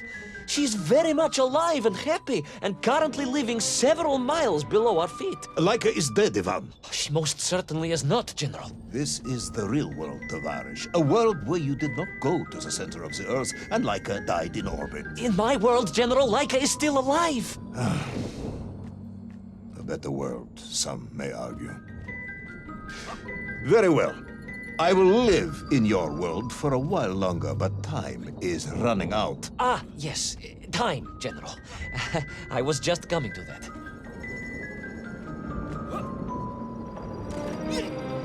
There in the distance it stood, enveloped in a mighty time storm. The world clock, General. The beating heart of all history. The axis mundi, the pillar of the world. Not enough to conquer Russia by drilling back to the surface with his magical mind-controlling atomic radio set then. No, General. You see, what if he could fuse little Orpheus directly with the world clock? Then his message would radiate with every tick and every tock. He would not simply be the Tsar. He would be the Tsar of all time, the eternal tyrant. The literal incarnation of everything our glorious revolution stood to overthrow.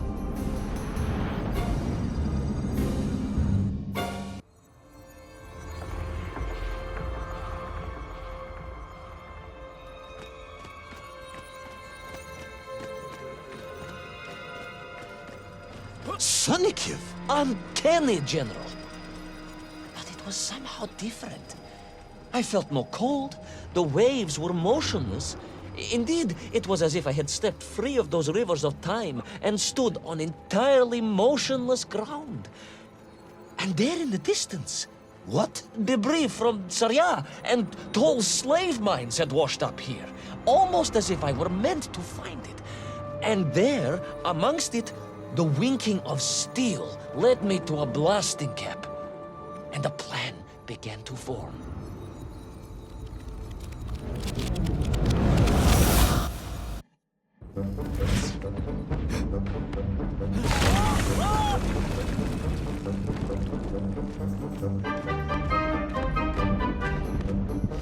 The terrain was ferocious. Explosive eruptions of fire and heat. Thunderous emissions. The terrain was ferocious. Explosive eruptions of fire and heat. Thunderous emissions and lethal gases. Much like your cousin Pavel, perhaps, as a result of consuming all of those stolen eggs. Aha! General, you have been listening after all!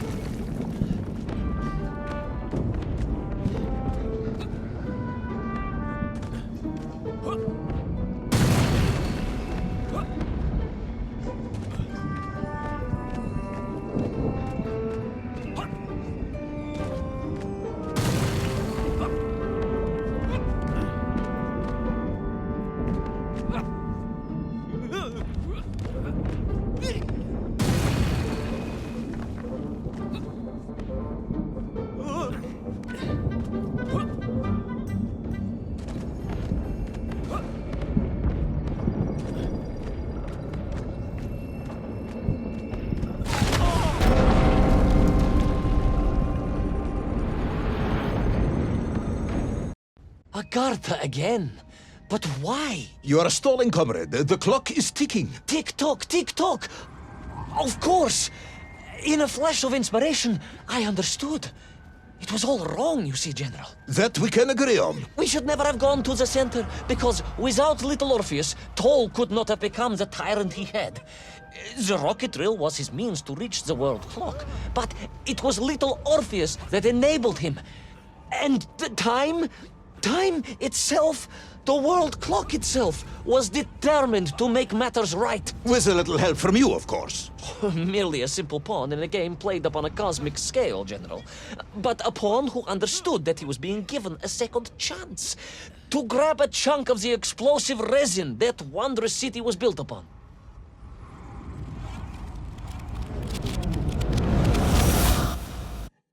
And I was back. The mighty river of time roared past me, carrying the weight of the whole of history with it. Even for you, this is a stretch. Our time is almost up. I have to submit my report within the hour. Time, General. Time was nearly up indeed. That ancient and magical river that carried me along was surely moving inevitably towards some kind of end.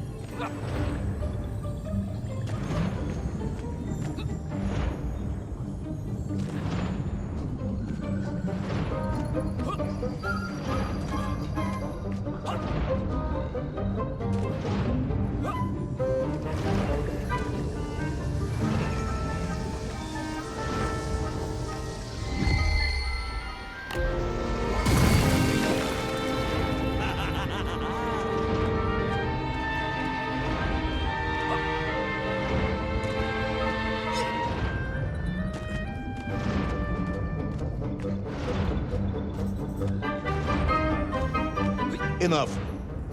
No more, Privalov. No more stories. No more lost worlds and space dogs. I'm full of it.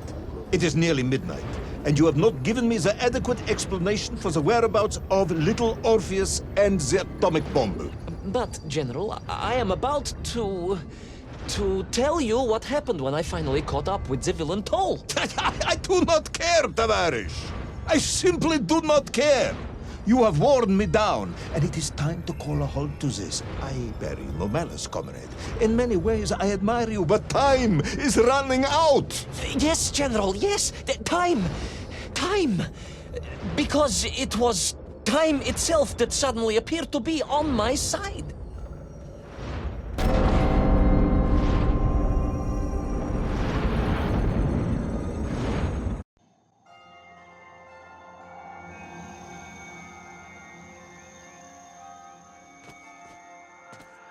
Perhaps the world clock was so impressed with your egg-wearing antics it decided to return you to Plutonia for a second attempt.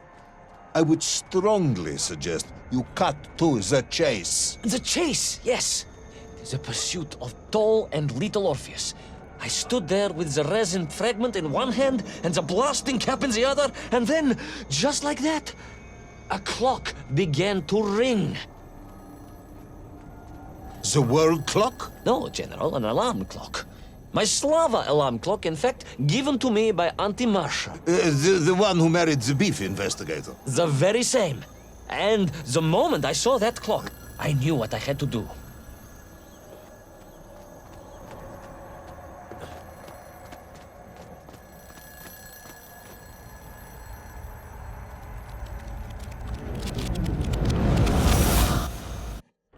Yes, I'm waiting. A bomb, General. A bomb to destroy a bomb. So, you decided to build a bomb, eh?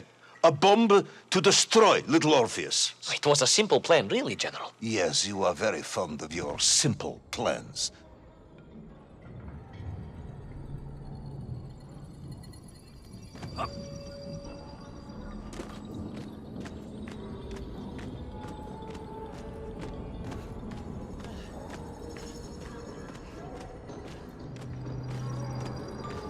It was the last time I was to see those poor enslaved men on my journey.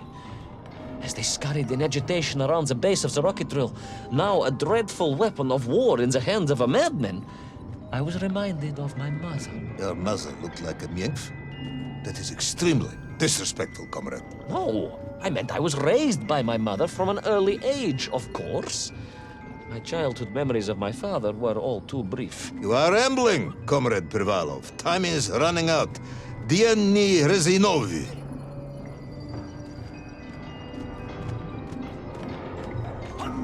Time will run out for us all, General, will it not? And it ran out for my father on the shores of Volga. Your father fought at Stalingrad? He did, General. So did I. Well, so you see, General. Perhaps we are just the same, you and I. Perhaps we are all just Menkf in the end.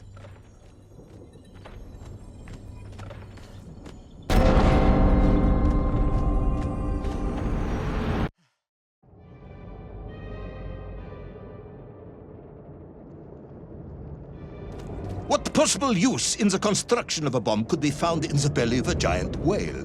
Were you perhaps planning on using a worm as a fuse? That would be ridiculous, General. I would hate to undermine your otherwise entirely plausible account. You forget, General. The belly of the beast was full of shipwrecks. And on one of them, I was bound to find what I was looking for. Fuse wire. Comrade, yes, you'd forgotten all about the fuse until I reminded you, hadn't you? General, your cynicism is unbecoming to a man of your rank and stature.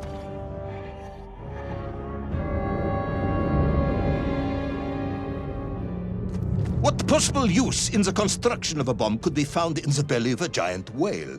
Were you perhaps planning on using a worm as a fuse? That would be ridiculous, General. I would hate to undermine your otherwise entirely plausible account. You forget, General. The belly of the beast was full of shipwrecks. And on one of them, I was bound to find what I was looking for. Fuse wire. Comrade.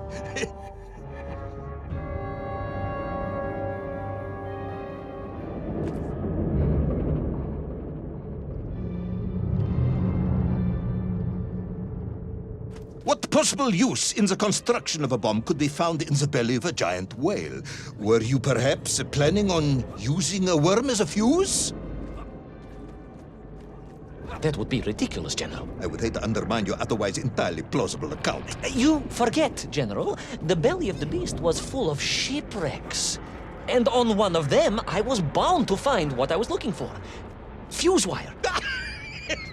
Comrade, yes, you'd forgotten all about the fuse until I reminded you, hadn't you? General, your cynicism is unbecoming to a man of your rank and stature.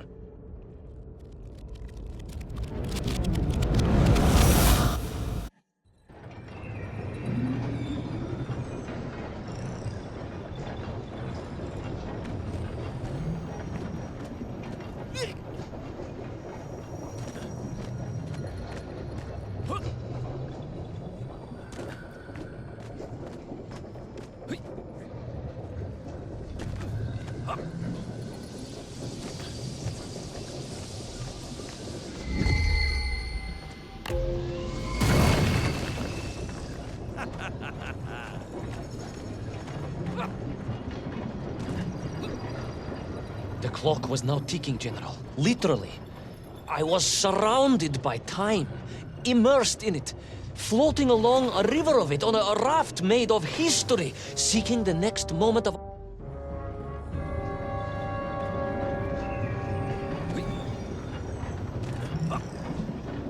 The clock was now ticking, General. Literally. I was surrounded by time, immersed in it, floating along a river of it on a raft made of history, seeking the next moment of opportunity to hurtle backwards amongst those lost worlds. I am a patient man, Tavarish. I lost 3 toes in the winter outside Sharkovskaya in 42. A drunken dentist removed 2 frostbitten toes and 1 perfectly healthy one. You may therefore consider me a man blessed with an uncommon level of endurance for discomfort. I hate visiting the dentist.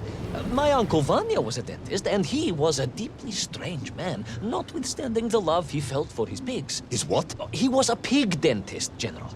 He always claimed that the human mouth presented an insufficient challenge. Let me challenge you, comrade. You will tell me what happened to little Orpheus. My patience...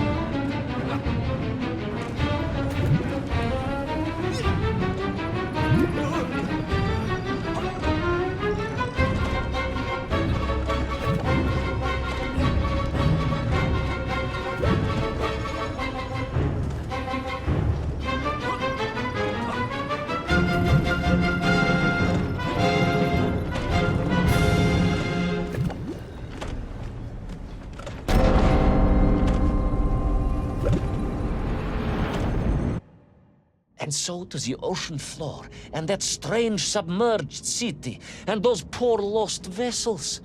To find a shell case to hold all of my scavenged ingredients, the last piece I needed to construct my bomb. Ah, yes, I have been waiting for this. General? Time, Ivan Ivanovich. Whilst you have rambled on and on about it, I have simply bided mine. I am a patient man, as I have said. Yes, I don't feel I paid enough attention to the story about your toes. Do you have specially made shoes? Enough!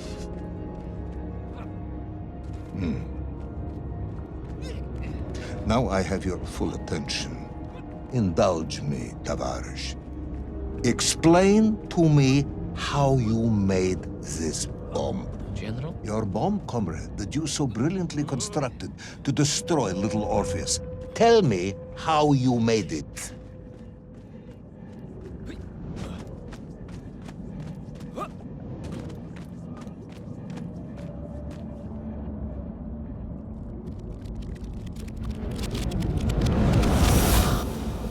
Well,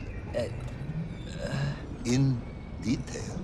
The type of detail that should present no problem to a man who is actually capable of building a bomb, which I suspect would be an entirely different man to one who cheated on his entrance exams for the cosmonaut program.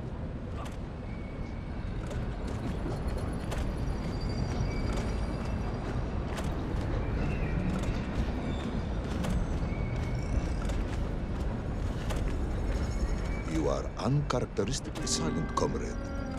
Cat, got your tongue? If I may, General, perhaps just a minute or two to gather my thoughts? There are precious few minutes left. We have reached our conclusion, I think.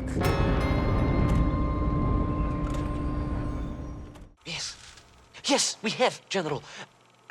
I gazed up at the world clock and knew I had arrived at my destination. Whatever lay inside would see my journey end one way or another. But I had no idea of the marvels that awaited me. And it... The bomb, Ivan Ivanovich! Tell me how you built the bomb! It was a wonderful sight. The world... It is 2 minutes to midnight, Ivan. It is time to end this story.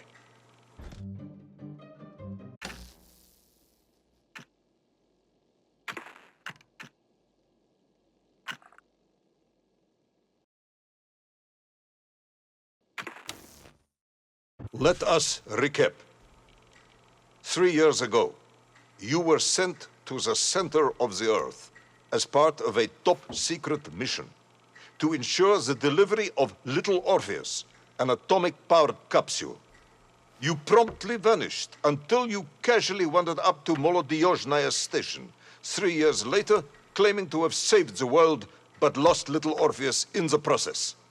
Is this correct?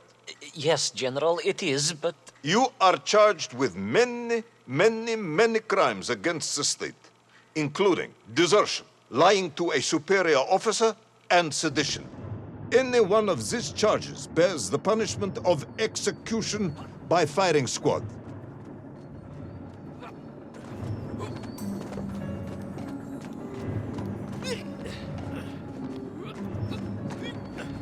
General, you must be reasonable. I did my best. It's all true, I swear. I swear upon the lives of my family. Oh, do you?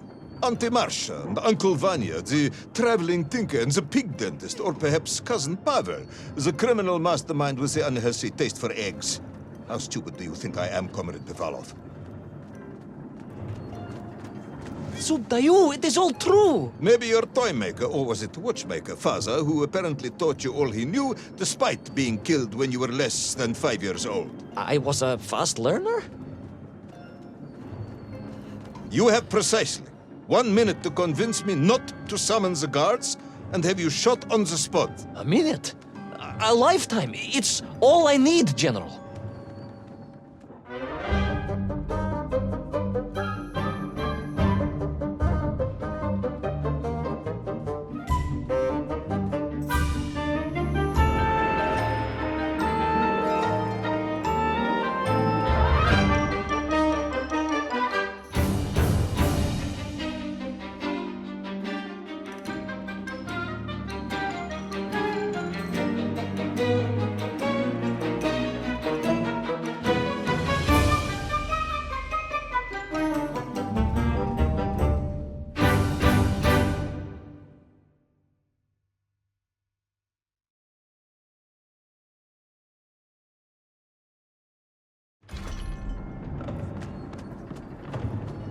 I was astounded.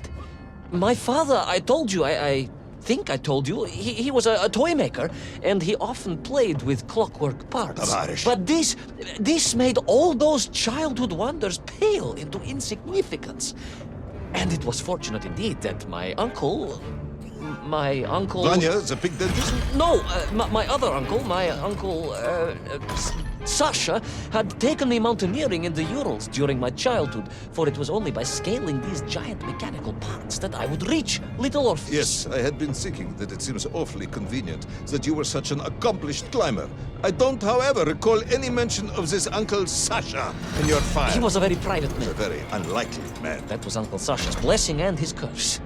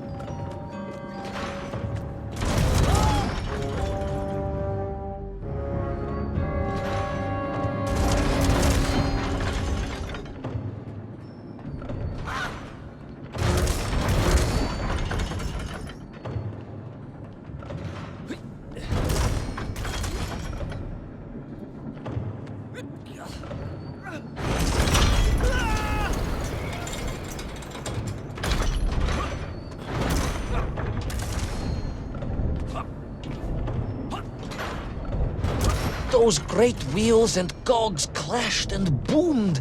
The vast hands of all time crunching forever and ever around. Ivan Ivanovich. Pendulums and springs and great big wheels and tiny little wheels. Товарищ Privalov, stop! Though at least the Myenk were not here, especially as they seemed to infest the world below the surface. Myenkf, Myenkf everywhere. Myenkf, Myenkf, Myenkf. Many Myenkf. Myenkf aplenty. Myenkf. You are babbling. Comrade, enough.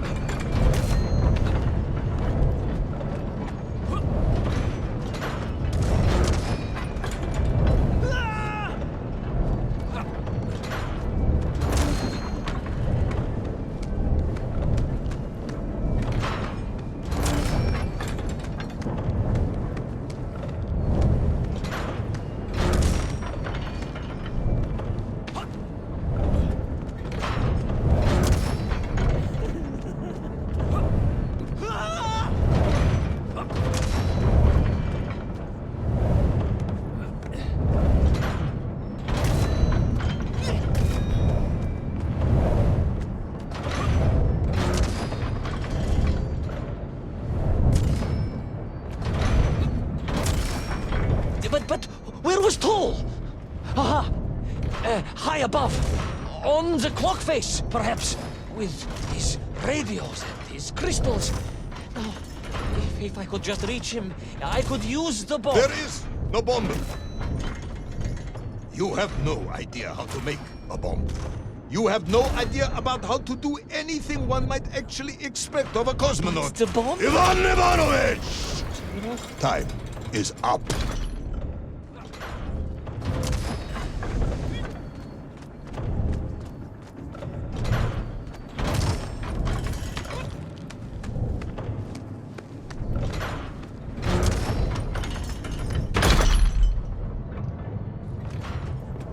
Stop talking, Tavarish. You don't know what happens next. It is obvious. You've done very well. I applaud you for your efforts and your story. It is a wonderful tale, Comrade Privalov. I have enjoyed it immensely. But every story needs an ending. And it is clear yours does not have one.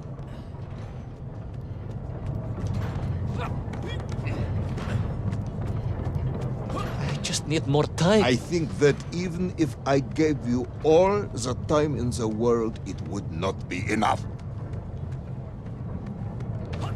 No, General. I can do this. That is, I remember what happens next. I just need to catch my breath and compose myself. We both know how this story ends, comrade. But little Orpheus, you haven't heard what happened. We will find out soon enough. You will be executed, and another expedition will be sent. No, you cannot. You cannot. We must never go back. You don't understand. Make me, then. Make me understand. I am a kind man, although you may not believe this. I do not want to have you shot. So help me. Make me understand. Tell me what happened to little Orpheus.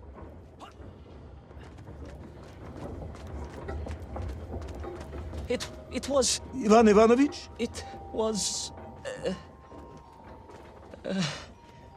It was... No. I'm sorry, General. I'm sorry, I have no idea. You are right. I simply cannot think what happened next. It's just... a blank, General. There's nothing there. I am very tired, you see. Comrade Privalov. Ivan. You're right.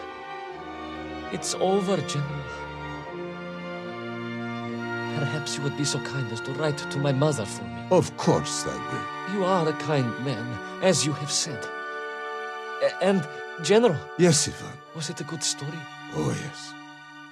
It was an excellent story. Thank you, General. I am just sorry I couldn't give you an ending. Unless... General? Quiet, Tovarish. I am thinking. Unless...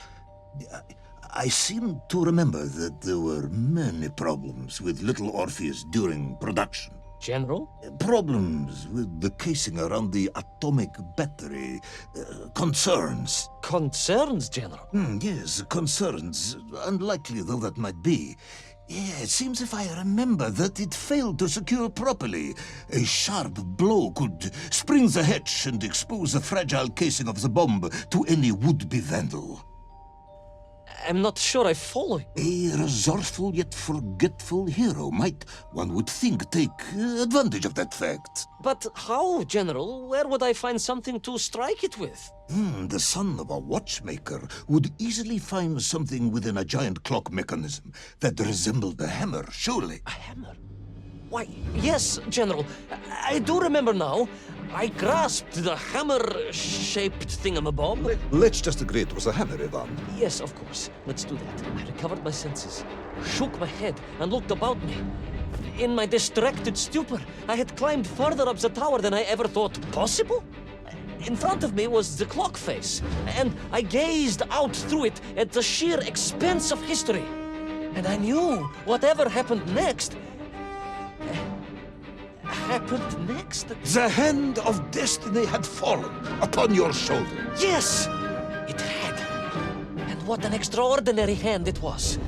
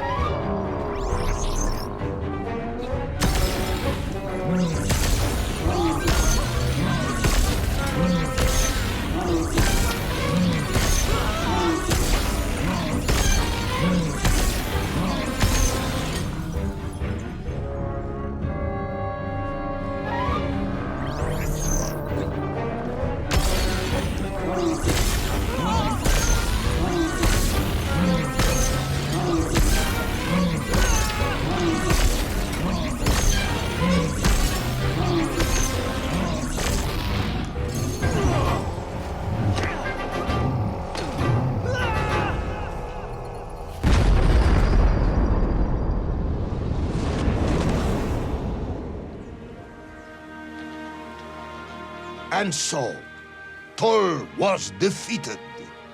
Little Orpheus destroyed, the bomb lost forever. Not just that, General. In that moment, time sprung back to its proper shape, and I found myself once more in Plutonia, the start of my journey. But the wound in the interior sky was gone. The drill was gone.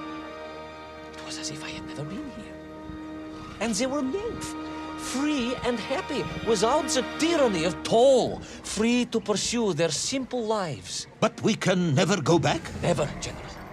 One drill, one metal sphere, one lone cosmonaut was nearly enough to destroy time and unleash the tyrant Toll upon our world. Who would think an innocuous beeping radio housed in a ball of metal could change the world so dramatically? Who indeed? But tell me, what of you? And what of your return to the surface? I stayed amongst the Myenk for as long as I could. But I came to realize they had begun to worship me as a king. No, General. I am a good socialist and could not allow this workers' paradise to become corrupted. And so I left that wonderful land for the last time. And then? And then I walked. For 2 years I wandered, always looking for a way home, through lands and worlds almost beyond imagination. Until one day I emerged, blinking into sunlight, and realized I was home. Until one day I emerged, just like that? You just found your way back to the surface? Well, General, it was a little more complicated than that. There were great obstacles to overcome, and terrible challenges to face, and incredible lands to explore. Enough, Ivan. Little Orpheus is lost forever. The interior is sealed. You have returned with a story of socialism, triumphing over incredible odds. It is, as I said, enough for one night. Enough for my report, at least. General, if I may... Comrade Ivan Ivanovich Privalov, you are found guilty of all charges brought against you and sentenced to execution by firing squad. However, having listened to your story, I believe you are quite mad. In other words, I find your madness guilty, not you. And we cannot execute madness. And indeed, there are lessons to be learned, even in the depths of this madness. Perhaps the Americans were right to send the chimp after all. So, General? Get out of my sight, Ivan. Go home. Enjoy a state pension as a madman. Just make sure I never see you again. Yes, General. Of course, General. Anything you say. I shall be small and quiet and... Emerged. Oh, very good, Tavarish. Very good indeed.